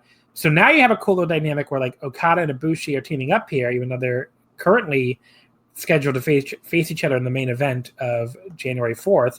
So it'll be Okada, Ibushi, and Robbie Eagles against Sonata, Evil, and Bushi. So that mixes things up here a little bit, and maybe the addition of Ibushi and Evil to the dynamic maybe will even give Okada and Sonata some much needed like interest. I thought for all along that maybe they'll announce when they announce the Fighting Spirit on these cards, maybe we'll get the straight up 2 versus 2 main event for either New York City or the Boston show, since we can't have Okada's not going to be in Philly, so it can't be. Did we get a reason for that yet? No, I haven't heard a reason. But so it's going to be Okada. Strange. It is very strange. Okada and Ibushi against Sonata and Evil. I think that will happen at either Boston or New York. So we'll see. But in the meantime, they're a 6-man tag here. And the other match they changed up was Ishii, Yoshihashi, Will Ospreay, and Roppongi 3K against Kenta, God, Taiji, and Phantasmo. Maybe Ishii gets into it with Kenta here too, because you could do a never title match since he got screwed out of the never title at Royal Quest. So maybe you could do that for Fighting Spirit Unleashed as well. Well, I think everyone wants to see that match again without a concussion or getting, basically, right? What that could have been, right? Yeah. So maybe they'll get into it here and they'll book that for, the U.S. tour. The only other thing of note on the show is the end of the Young Lions Cup. Ren Narita and Clark Connors, and the match I think everybody assumes it'll come down to, because we still got to see what happens in the last 3 nights here, Wednesday, Thursday, Friday, of Road 2s. But Shota Umino and Carl Fredericks. Do you have any prediction on the Young Lions Cup? I feel like it's going to be Shota. I just feel like they're going to give him the win and send him off on an excursion. But I could see it being Carl still. We'll see. I think it's Shota. Yeah, I mean, it could be Carl, but I say I'm 70-30 confident that it's going to be Shota Umino, and then they'll probably send him off on an excursion. But I think the one crazy thing about Shota going off into his excursion is if they send him to the States, he'll be an immediate draw on all the wherever he works, which is not the case with other Young Lions, right? But everyone's going to want to see Shooter. Yeah. So he definitely got over doing that gimmick. So he'd probably be like Ring of Honor's most over wrestler at this point. Oh, for sure, he would be, right? Because he's sort of coasting off of his association with a wrestler in another company. But yeah, so there we go. That's Destruction in Kobe, the end of the Destruction tour. If that delivers and you get 2 out of 3 good shows, you have to call it a success, because this tour has a very low bar. All right, let's move over to some All Japan Pro Wrestling now. We're going to talk about the 7th Oudou Tournament, the single elimination tournament that happens every year at All Japan. So The first round took place over the past 3 nights. So let's talk about it. There's 2 matches each on the first 2 shows, and then 4 matches on Korakuen. It began in the Sanjo City Sakai Gymnasium on September 14th. I'm going to let you start each one, especially since you're our All Japan expert here. So September 14th, the first round match, Naoya Nomura defeating Sam Adonis in 15:41. What do you think of this one? We had brief words about this in the Voices of Wrestling Slack. You were not a fan. I gave this the gentleman's 3. I thought it started off fine. I thought it finished fine. Lost me in the middle. I was actually had, strangely enough, higher expectations for this match because I thought the match between these two in the Champion Carnival was the best Sam Adonis match in the Champion Carnival. And I thought, like, I'm not going to say Sam Adonis is a super worker or anything, but he's a perfectly acceptable wrestler, and that could have a decent, like, 3.5 star match in the ring with the right opponent. But this just didn't quite hit it. I didn't think it was that bad, but below my expectations in the end. Yeah, I thought it just started very pedestrian to me, like with the mat wrestling, just not interesting mat wrestling. I just thought it was very slow and boring. I thought at one point Nomura hit like a very unexplosive spear, and that was like right around the 15-minute mark. I just kind of wanted it to be over. And then Nomura finally won with a Death Valley driver after Adonis kicked out of a top rope splash. I only went 2 stars on it. I just didn't care for it. After that, we had Suwama. Oh, sorry, go ahead. Yeah, I was going to say, so Nomura's now doing this spot where he does the spear and then follows it immediately with like sort of like a jackknife hold. And when he's doing the spears in that move, like they don't look very convincing. Whereas before he was like doing these like full blown spears that looked awesome, but like the whole like spear into the jackknife combo, I wish he'd drop it because it doesn't look very like powerful. Mm-hmm. After that, we had the main event with Jake Lee beating Suwama in 22:42 with the backdrop suplex. What do you got on this one for us, Gerard? I went 3 3/4.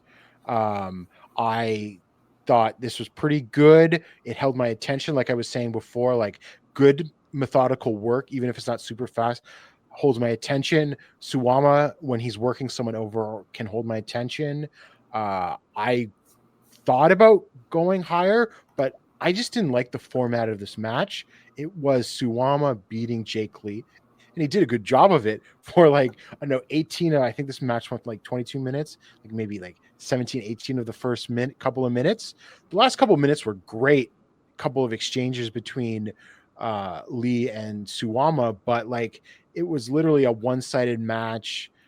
It was this important match because this is Jake Lee's first singles victory over Suwama, but it just felt like Jake Lee, who you're trying to position as someone moving up the card, someone who went toe-to-toe with Miyahara in the Champion Carnival finals in a back-and-forth match, basically almost pulled out, not quite, like, didn't seem like a total fluke, but this match was way too one-sided for what they should be trying to do with Jake Lee. Yeah, I thought this was, I had the exact same rating as you did. I went 3 3/4. I just thought it was very slow early, which, was probably my big complaint. At the point where Suwama was like trying to choke him out when he was draped over the ropes, I just thought it was still dull. It was a lot, like you said, a lot of Suwama offense, but by the time Suwama like started dropping on his head with the German suplexes, I thought it really picked up. There was a great spot where like Suwama, countered a pin right after running PK like into a cradle, which not really a sequence you ever expect to write for Suwama. So that was a really cool spot. And then there was like some very stiff lariats at the end. And then finally when Jake put him away with the backdrop, I thought it was like just a little too boring early for a lot of it to go 4 stars, but I really enjoyed it. So definitely a worthwhile match there. Then we go to September 15th at the Dream Messe Miyagi West Building Hall in Sendai in front of 302 fans. The first of the 2 tournament matches was Zeus beating Dylan James in 14:59 with a jackhammer. Go ahead with this one, Gerard. Well, I think this might be the most contentious match we discuss on this show, given what I know that you gave this. I went 4 stars on this. I really liked it. I didn't think it was as good as their match in the Champion Carnival, but I still thought this was a great match of 2 like big muscle bound guys chopping each other. Zeus pulled out like some aerial moves. I would have gone higher if this had lasted longer. I thought it was pretty awesome while it lasted, but it was just sort of like lariat, jackhammer in like just under 15 minutes. I thought it was great while it lasted, but but I still want, it's like, to me, it was like a 4-star match. But I don't know. I'm just sort of curious to your take, because I know it wasn't quite as high as mine. Yeah, I only went 2 3/4. I thought it was very disappointing. And, maybe it was like my elevated, like expectations for it, because as you mentioned, like they had an amazing match in the Champion Carnival. Maybe my All Japan, if it's not my All Japan match of the year, it's really close. I mean, they had a really, really awesome match. I just thought it was really boring for a long time. I mean, nothing like the Champion Carnival match at all. By the time they finally started chopping each other hard and, really got good, it was already like the 10-minute mark. And, this only went 15 minutes. So, just a match where it didn't hold my attention at all for the first 10 minutes. A match not holding your attention for the first 10 minutes is one thing if the match is going 28 minutes, but this went 15. So, I didn't think the last 5 minutes were pretty good, but not nearly good enough to make up for those first 10. Zeus wins the jackhammer. I just can't go higher than maybe 2 3/4 is too hard on it, but it's the expectations going in were so high and they were not met at all. So, but I know we're going to disagree on the next match too. Yeah, that's right. This whole show is a big disagreement. Yeah. Shuji Ishikawa beating Ryuji Sai in 22-16 with the Giant Slam. Go ahead. Well, they redeemed themselves after having the worst match of the Champion Carnival with a 30-minute draw. I went 3 1/4 here. I thought it was okay. I thought it started out fine. I thought the last couple of minutes were actually pretty decent from Ishikawa. It just didn't hold my attention. It went 22 minutes. The middle part just didn't hold my attention at all. I would say most of it, if you sort of added it all up. Yeah, I just didn't just didn't keep my attention really. So yeah, I thought this was awesome. So this is where we did really disagree on the show. I really thought again, maybe it was the reversal of the last match where the expectations were very low because, like you said, the 30-minute draw of the Champion Carnival. I don't think I actually watched that. I think everybody told me it was really bad, so I skipped it. But except for that one guy who wrote the review at the Observer, who's out of his mind. Oh, he liked it, right? Yeah. But yeah, I mean, I thought this was first of all, it had a way faster paced start than you would expect. I just wrote down there was nothing fancy about it, but it felt like a clash of wills almost, with the two of them really just beating each other up. And, that type of match I'm always going to really like. The only thing I took it down for was there was a Fire Thunder Driver spot in the apron where it looked like, I don't know if he killed Sai. Yeah, it just didn't look good. So that could be the problem. But I took it down a little for that. But then back in the ring afterwards, everything looked good again. And then by the time Ishikawa put him away with the Giant Slam, I just thought it was an awesome, really stiff battle. I went 4 stars on it. I thought it was great. So this was an awesome match at least, and I think the best match of the entire first round so far. So little disagreement there, those 2 matches. Then we get to Cork and Hall on September 16th. I did 1,306 fans, no vacancy on Respect for Elders Day in Japan on this past Monday. That's why if you're wondering why there was a Monday noon show, there was a national holiday. It began with Kai and Yuma Aoyagi. Kai won in 9:42 with the Ganosuke clutch, I should say. What'd you think of this one, Gerard? I thought it was not bad. I went 3 1/4. I thought, though, my issue was I thought Aogi looked great here. My issue was with Kai. I don't know, he sort of just stood around outside for a bit because I thought it got a really cool start with the dueling aerial attacks and attacking before the bell, and that tope suicida from Kai looked awesome. Yeah. But then it was just like some standing around outside that didn't. Sorry, I went 3 even on it, and just some standing outside. Kai standing around. They got back in the ring. What does Kai do? Just puts on a figure 4 on Aoyagi without doing any leg work on him. Now, when Aoyagi sort of got back on offense and powered up towards the end of the match, it was pretty good. And then I don't know. I don't mind flash pins at all, but I didn't like the way it just worked in this one with Kai's Genosuke clutch. Yeah, that was my one big problem. Was I thought the cradle could have been a little cleaner. I still went 3.5. I still liked it more than you did. I thought, the figure 4 at the leg work didn't really bother me that much. I thought Aoyagi's selling was great. I thought the start of the match was great. The stretch one with Aoyagi hitting those rolling Germans, and then before Kai countered the Fisherman Buster into the cradle was really good. Maybe I overrated it because I just like both these guys a lot, but I had a good time and I went 3.5. It's a half a star. I mean, what does it really matter? Is 2019 the year of Kai? I guess not, right? Well, I mean, I don't watch a lot of Dragon Gate, but I've seen a couple of things in Dragon Gate this year that I liked in Kai, and then had that match against Miyahara. Yeah, I mean, he had a pretty good. I guess definitely could have had a worse year, but I haven't seen a lot of Dragon Gate this year at this point, so I can't really. I hear less complaining about him from the Dragon Gate fans. So 2019 is the year of Kai. There you go. Then Taishi Takizawa defeating Gianni Valletta in 9:19 with the Takabisha. Takabisha? Yeah, I think that's right. Okay. What'd you think of this one? Passable. I went 2 3/4. Exact same rating. It was, whatever Valletta did, his stuff was in control for most of the match. Some brawling, whatever, some rest holds. Takizawa eventually took control, hit some nice offense, and won. Perfectly passable match. And my point is, Valletta is people are trying to argue Valletta is worst wrestler of the year. I would argue that he's simply tolerable. And that kind of thing, right? There's a big difference in those for me. Yeah, I don't think he's bad. I mean, it's very, I think it's one of those things where no, I'm not on the Gianni Valletta is the second best worker in the company behind Miyahara train either, though. That's ridiculous too. Yeah, I mean, there's people on Twitter that went really far with it, but I think so. Maybe you're almost reacting to that, but I don't think he's a bad wrestler. I think he's perfectly fine. I've seen people complain about Valletta. Yeah. Yeah, but I think maybe some of that has subsided. He's definitely gotten better since he started. Yeah.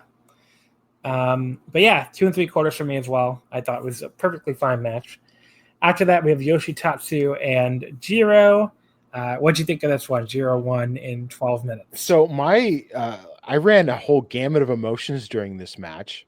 I liked the way that it started with the sneak attack, but then I thought the brawling went on for too long on the outside. Jiro got his head smashed into both the east and west signs, right? So of course they're spending all the time to walk right across Korakuen, which takes up a god awful amount of time. And then back in the ring, Yoshitatsu slaps on some rest holds, whatever. But then all of a sudden, as this match keeps going on, I feel damn, it's getting more heated. These guys are doing some stiff shots. The crowd is into it. And then, Jiro getting the sort of cradle on Yoshitatsu while he's going for the Koji clutch. I thought that was a flash pin that was done well. So I ended up going 3.5, even though I was when this match started. Yeah, I only went 2.5. It just didn't really hold my attention. I didn't hate it or anything. I just, wasn't a match that I was in love with.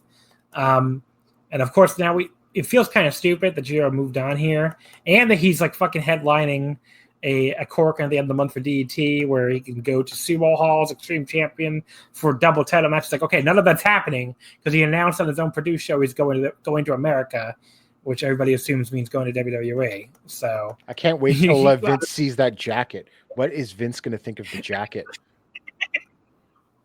And there's so many people that have signed him. What? Why are we signing these people? Like, God bless WWE. Not really. But, like, what the fuck? They really needed a small Japanese man who wears a jacket to the ring. Like, that's really what they were missing to finally put their fucking 500 people on the roster. It's kind of interesting because, like, they're signing, like, all of the cult heroes. Like, Sari. Like, I mean, how many, honestly, like, to be honest, like, let's be fair. How many people know who Sari is, right? And Jiro's got it, but I mean, those that know her love her, obviously. And Jiro's got his own little cult following. So it's funny that they're going after wrestlers like that instead of, bigger names that even more casual fans might have heard of. I feel like at this point they can't get the bigger names from Japan. Right. It's almost like they're going after the lesser people. But yeah, I just look like Jiro's going to do like terribly there. I mean, I feel like that's almost goes without saying. He's going to end up in a tag team with Kushida. Yeah, it's his life. I mean, he can go do whatever he wants. I just kind of curious though, because it's like, I don't know, like obviously maybe like going to the WWE and being a star in America has some cachet in Japan, but also at this point, given how every wrestler has been treated and given how WWE now has more Japanese wrestlers at one time than it's ever had before, how is that still as alluring given what's happened to everyone there? I don't know. Unless the money is just like, I remember, so good. I mean, it's great apparently, so I'm sure that is part of it. But like, you really want to go like Low Sarai, like that fucking trademark. Yeah. It's so fucking terrible. All right. But yeah, my whole point is I just wish he could have waited to announce that, because now it kind of spoiled. He's probably going out in the next round, and he's for sure. Well, also the interesting thing coming out of this is that the next round match is Kento Miyahara versus Jiro, and they're doing it at Shinkiba first ring, which I feel like seems like a small place to do a match like that. I feel like you could put that in a bigger building. That's a good point. The main event, speaking of Kento, he beat Joe Doring at 11:34 with the shutdown German suplex hold. What do you think of this one? I really like this. I went 3 3/4. Not perfect by any means. It, to me, even more so than some of Kento's shorter Champion Carnival matches, felt like they were trying to do, let's have a Triple Crown title match and condense it into 11 and a half minutes. Also, this is the best that Doring has looked all year. He was injured during the Champion Carnival, which is why he was doing that cross body instead of like power bombs. He had a shoulder injury apparently, and in some of the stuff since then, he hasn't looked that great. I thought his match with Doring against Violent Giants in, I think, June for the tag team titles was sort of disappointing given some of the matches those teams have had in the past. But Doring was off last tour, so he's rested up. I thought he looked really good here. Like I said, it has those elements of a Kento Triple Crown title match condensed. Only thing I would say is that I thought the ending, I would have gone higher on this match if I thought the ending was a little more thrilling. Like Joe had gotten a couple more near falls, Miyahara had gotten a couple more near falls. Like the ending was sort of just like Doring misses a running crossbody, sort of gets caught in the ropes, and then Kento just slaps on the shutdown German for the win. But I thought everything leading up to that was a lot of fun. So I was just a little bit lower than you. I only went 3 1/4. I didn't really think much of anything until right before the 10-minute mark when Doring like no sold that knee from Kento and just unloaded on him. That was like the highlight for me. But before that, there wasn't a ton there for me. But maybe just the sudden ending, like just not expecting, the very quick ending at like the ending to come so fast might have like stunned me so much into a lower rating. I don't know, but. I didn't hate it or anything. I thought it was good, but only 3 1/4 good. So, disappointing and not a great show and not a great first round. I mean, the highest rated match I had was Ishikawa and Sai, which I went 4 stars on. But there's still a lot of tournament left here as we'll get into the upcoming matches. So, still plenty of time for some better matches here. Yeah, I think there will be some better matches going into the next couple of rounds. Like, I'm really looking forward to. I think it's we're getting Nomura versus Zeus, which I have like. Yeah. So let's go through them real quick. Yeah. Well, I know. Okay, so September 18th at Shinkiba, we have Kento Miyahara and Jiro, and then we also have Shuji Ishikawa against Takizawa. I'm really excited for Shuji and Takizawa for some reason. I think that could be a cool match. Yeah, there are a couple of big guys going at it for sure.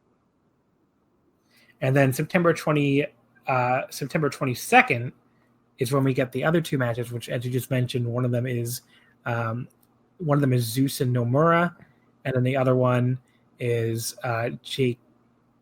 Is it Jake? No, it's Kai and Nomura. What am I fucking? No, Kai and Jake Lee. I'm sorry. I'm trying to like read off. That could either be awesome or I don't know. Like, to me, that's a big question mark. That could be awesome or just like 3-star special. I'm kind of curious. Yeah, from that. So Kai and Nomura. Yeah, and Zeus and Zeus and wait, no, I have that reversed. Sorry, Zeus and Nomura, Kai and Jake Lee. There we go. And Zeus and Nomura, definitely my most eagerly awaited second round match. I think that would be awesome. And that'll be from Osaka, 80 on number 2, and then that's on September 22nd. So that'll be next week, or this coming Sunday, actually. And the finals will be in Nagoya on September 23rd at the International Conference Hall, Event Hall. So, still feels like Jake Lee's winning this. Especially like with the win over Suwama in the first round, and also like I don't know how much to read into this because you can't necessarily read into these things in All Japan booking like you can in New Japan sometimes, but they had a match. They had a show on September 11th in Shinkiba, also Shinkiba First Ring, and like the main event was like a 6-man with just all tournament participants, and then after it, everyone gets on the mic and is like, "I'm gonna win." I'm assuming they're saying like, "I'm gonna win the Oudou tournament," but then like everyone leaves, and then Jake Lee is alone in the ring and gets the longest amount of time with the mic, sort of to close to the show. So I thought that might have been some sort of hint. As far as like, the way the remaining matches could go, looking at the bracket, I mean, you could have semifinals on one side with Kento and Nomura, so Nomura can get his win over Kento there if he beats Zeus, and then or you could have Zeus beat Kento, I guess. But I would save that big Nomura win over Kento until he finally beats him for the title, but. Maybe. But yeah, so they either could do a Zeus Jake Lee final or Jake Lee Nomura final. I guess we'll say. They could even they could even do a Jake Lee Miyahara final. That's not impossible either. I guess. That's a good point. Give Jake his win there and then have because they've done the champion goes to the finals of a turn. That's what they did with Marufuji in the champion carnival. He beat Miyahara in the finals, and then they had the title match the next month, and Miyahara beat him. So that could be very possible. So I guess we'll say, because what do they? Do they have They don't have a big show coming up, do they? They're like the one promotion not running Sumo Hall in the month of October. No, the big show in October is just a Korakuen. Yeah, but also sorry, but during the intermission, they made some announcements for the October tour, which is the anniversary tour. It'll be 47th, Raising an Army tour. October is the month when that new president takes over, but they announced a bunch of outsiders and some more big Japan participation. So I think it's safe to say this All Japan's becoming isolationist thing can now finally be laid to rest. Yeah, I mean, I just didn't know how that was ever going to work anyway. Yeah. So, but yeah, so to answer my own question, like you said, they have 2 Korakuens on the Raising an Army Memorial Series, October 9th, October 24th. And after that, we go straight to the Real World Tag League, November 11th through December 9th. So no like big shows coming up, I guess. They're not running Sumo Hall like seemingly the entire rest of Japanese wrestling. No. And that remember, like Big Japan, Noah, and DT, I think are running them like 3 days straight or something. Mm-hmm. Well, I will say I expect to see some All Japan guys on Noah's Sumo Hall show. Yeah, so we'll see what happens there. All right, I guess that wraps things up there. So let's go ahead and get into some questions. I did get a few questions here. I think mostly on New Japan. Let's see. Should have this open. Oopsie doozy. First question from at Anders Vilster. With Ospreay and Shingo moving to heavyweight and Roppongi 3K facing GOD a few times this year, do you think the line between junior and heavyweight will vanish, or are they unique situations? I think they're unique situations. I don't think the line's going anywhere. I think what people miss about the line between junior and heavyweight isn't so much the actual physical weight aspect of it. It's more that it's a booking.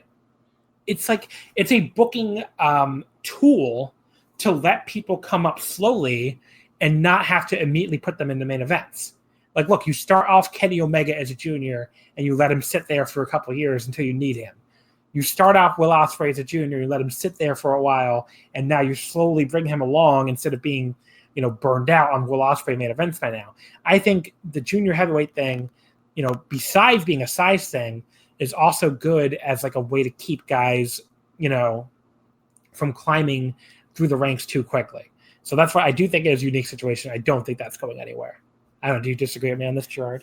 No, I don't disagree with anything you just said at all. I'll just add, though, just my opinion, I guess maybe a bit of a hot take, but I don't want there to be just one set of tag titles and the lines completely blurred. I think what the issue is the because I was fine with the way the sort of old New Japan, especially when the junior tag titles were first introduced and you had teams like Shinjiro Otani and Taka Iwa and Minoru Tanaka and Liger and all of those and all of those classic teams. I think the issue is just book the tag titles in both weight divisions better and give them more attention, and people wouldn't be clamoring for let's just throw Roppongi 3K and God together all the time or completely blur the lines. I don't think it's needed. What's needed is smarter booking of each tag title.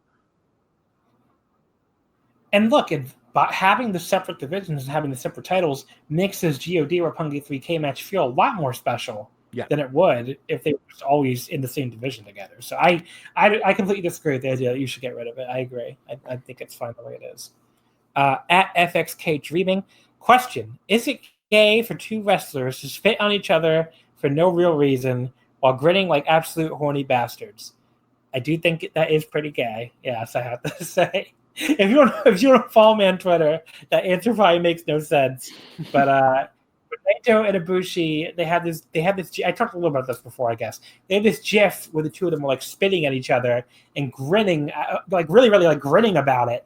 And I quote tweeted it and said, these two men. This is not the build to a match. It's the build of the two of them having sex. And some fucking guy came in my mentions and got very angry about it. He's like, "Oh, grown ass adults of wrestling Twitter. It's so weird." I'm like, buddy, I'm making a joke. He basically acted you'd think my tweet was, "Here is my Tetsuya Naito x Jay White / fanfiction. Would you like to come read it on Archive of Our Own or whatever the fuck?" And I'm like, look. That's not what that tweet was. It was clearly a joke.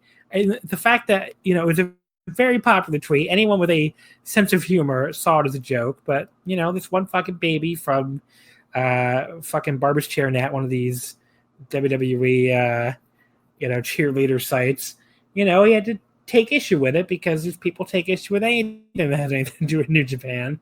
So, and then they yell about how New Japan fans are so rude and New Japan fans are so nasty. It's well, I'm over here minding my own business, making a joke about two wrestlers I like, and you're all up in my business about it. Maybe fuck off. Maybe fuck off. But yes, to answer his question, it is indeed gay. I think what we're going to get, what this feud is going to do by the end of it is people are going to be demanding at the end of the year that there's a new category of sexiest feud of the year. Like, look, this feud is very horny. Yeah. The two of them are like, it's very horny. Like, the two of them act like they're going to fuck each other. Okay? And look, and I don't even want to act like before, like there's anything wrong with writing fucking wrestling / fan fiction. If that's your thing, knock yourself out. You can even slide in my DMs with the link later. I don't even care. But look, I'm just saying my thing was absolutely a joke. Okay? It was clearly a joke. And the only person that took it so fucking seriously was that guy and his stupid buddies. So whatever. Stupid drama. Did you think before this feud started that these two would have this kind of chemistry? What, even if it wasn't necessarily this sexy or whatever, but just that they would have like this sort of incredible chemistry that they do? I can't say it was a complete surprise because I think they're both like, very like slimy almost. They're both like very, they have that like very like douchebag energy, So, and I like them both. I love Naito, obviously, but they have that energy of like, kind of like slimy assholes. So I'm not really surprised. It's like, to me, it was either going to go one of two ways. Like, either they would have no chemistry at all because they're too similar and it wouldn't work at all, or they would have great fucking chemistry and the feud would be awesome. And, I'm glad it went that way. So, at Yesterday Dances, where the fuck is Mikey Nichols? First of all, you might be the only person who gives a shit. That's a hell of a question. I think he's hurt, right? Isn't he? I just assume that they're cycling him in and out as they need him. I don't know. I haven't heard he was hurt. Yeah, but it would just make sense. Like, some people have gotten Destruction off. He was obviously not going to be in the G1. I'm sure he's going to be in World Tag League. Now I don't watch NXT weekly. I watch TakeOver sometimes. The only way I know what's going on in NXT is Joe Lanza's Thursday TV reviews. But I could have sworn that in the last couple of weeks, the name Shane Thorne came up. So I'm not sure that Shane Thorne is about like anytime soon about to leave WWE. But I could just see him and Juice teaming at World Tag League. Well, I think he is hurt because according to Cage Match, his last appearance, even in Australia, was July 13th. So there you go. Her other question was, when will David Finlay come back? I would think soon. You'd think he'd be almost healed by now. But wasn't it like 7 or 8 months? Some of the on the long end of the recovery. Yeah, which would put it like October, November. Right. So yeah. And also, New Japan has shown about a certain person that's been injured for a while that sometimes they time the returns not based on when they physically can, but when the time is right. Yeah. And then a couple questions here to wrap up here from Guy Yeager, which I apologize for mispronouncing that. What if this Ikemen moving to USA stuff is just a ploy for him to join Bullet Club and he appears in San Jose wearing a Bullet Club themed blazer? Is that better or worse than going to WWE? Look, I'm not going to... I can't be one of these people out here being like, it's the same thing, or going to WWE is better than the New Japan Junior division. Like, of course it'd be better. I mean, look, Bullet Club is kind of whatever, but like at least they have... First of all, at least you'd be able to watch him wrestle, Like, we would see him on television more than like once every fucking 6 months. Like, I feel like you'd see people in WWE. Jiro forming a tag team with Bad Luck Fale would be better than him going to WWE. I mean, there's no comparison. There's no comparison. And then he says, if you could choose any Fed-employed wrestler, means WWE, who is in a down period there to rehab in a Puro company, who would it be and where? What do you think, Gerard? Who are you rehabbing? I'd send Rusev to All Japan. That would be fucking awesome. But look, he's Maria's baby daddy. So I mean, look. Oh yeah, he came back last night, I guess. Who else? I can't even think who else is down. I don't know. I would have said Luke Harper in All Japan too, but he's back as well. Yeah, they got to use everybody now because I know some people have said that Mojo Rawley should go to Japan, but I don't know. Please. I'm gonna go with Shinsuke Nakamura because I think that guy could use a new start. Although people have been, I don't know, people talk up his Japan. Has he been good since he won the Intercontinental title? I don't know. I swear to God, I've only watched one episode of Raw and no SmackDown in the last 6 weeks. But so I haven't really seen anything from the latest. But like, I don't know. Apparently, I heard they have them doing commentary now. Okay.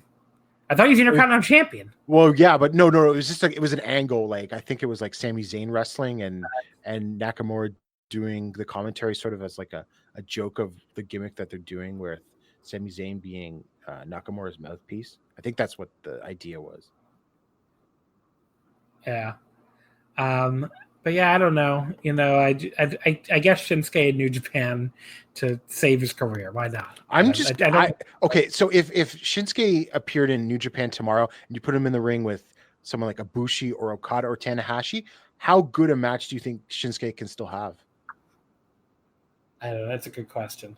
Look, after what Jon Moxley did, I'm never going to count anybody out coming from WWE because... Well, but I mean, I'm talking like health-wise, though, is a little different. Yeah, no. I hear you.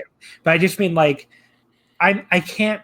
I feel like I can no longer base what someone might do outside of WWE. Yeah, sorry, but also, like, the same thing is with me and AJ. Like, how much is AJ... He's in his early 40s and his body's catching up to him, or I just get signed a new contract extension and I can coast, right? Yeah. Like, just nobody, there's no, I just feel like there's no incentive. And I feel like we're talking way too much about WWE, which is a promotion I legitimately have not watched in like 4 months. So they could be like the greatest fucking promotion of all time for all I know. I'm confident they're not based on what everybody else says. You know, people I trust, but for all I know, they could be the greatest promotion of all time. So I shouldn't talk too much shit about them because I don't watch them. But yes, I mean, after Moxley going from WWE to New Japan and, you know, being that good when I never cared about him in WWE, or at least not since the Shield originally split up, you know, I can't write off anybody. Fucking, I don't know who fucking sucks. You know, Mojo Rawley, for one. He could go to fucking Japan and tear it up. Would I be surprised if that happened tomorrow? I wouldn't really, because, you know, we already saw what Jon Moxley did. So it's like, you know, there's nobody in that company really that could go, you know, fucking Jinder Mahal could go. Well, it's funny because I was reading these stories about like Dana Brooke, like is really like wanting to like work hard and like show management that like, you know, to push her and that she takes everything very seriously. I say send her to Stardom for a couple tours. Yeah. And pretty much there's really nobody in the company that wouldn't probably be a lot better. Like, I don't know who would be worse. Well, The Miz, I don't know. Because like The Miz is like a purebred like WWE. And I actually even kind of like The Miz, but like he's purebred WWE. I like the So I could see his just whole idea of how to put a match clashing very heavily, even especially in Japan, or even on an indie outside of WWE somewhere. Yeah, that's a good point. All right, so let's wrap it up here. Gerard, give me some plugs. So there will be there's continuing coverage of the Oudou Tournament at Voices of Wrestling that I've done some, and I know Thomas, who was on last week, is going to be doing a show or two. Also, if you or you know anyone who votes in the Wrestling Observer Hall of Fame, please bully them until they say that they will be voting for Jun Akiyama. And I'm going to say June and Mako too, please. Okay. And also Ashima. I think he deserves it. And Hayabusa. And that's it. How about Taue?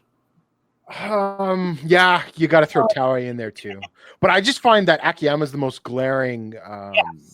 I mean, I totally agree. Akiyama is like seriously one of, especially with Nagata in there. Akiyama, like if you ask me, is he one of the best of all time? Like to narrow it down, he has to be at least top 10. Yes, and longevity because he was good from day one. Yeah, I don't know. I just can't. It's really bizarre he's not in. It's not like he does. I mean, he's one of the best in-ring workers of all time. You know, it's not like he doesn't have a bunch of matches where he drew. He saved all Japan. It just makes no sense to me that he's not in. But anyway, we're going to talk about that in a future episode, so I should save it. I just bully anyone until they vote for Akiyama.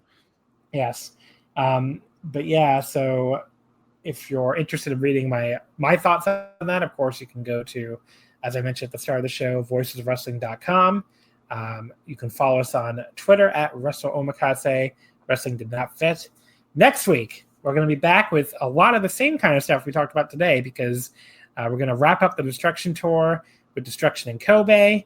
We're going to wrap up the Oudou Tournament with the last 3 nights. I'm going to be joined by a returning guest from last year, TJ, who runs the Wrestle One English blog. He'll be on next week to help me break all that down. And we're also going to talk some Joshi as well. We're going to talk the end of the end of the Stardom 5-Star Grand Prix, assuming that's up in time for us to talk about it, because you never really know with Stardom World. And we're also going to talk about a couple Tokyo Joshi Pro shows from this past week. So that'll be next week. Some Joshi, Destruction in Kobe, and the end of the Oudou Tournament. In the meantime, like I said, if you enjoyed this episode and want to pass us a few bucks, you can go to redcircle.com/shows/wrestling -omakase, OMAKASE.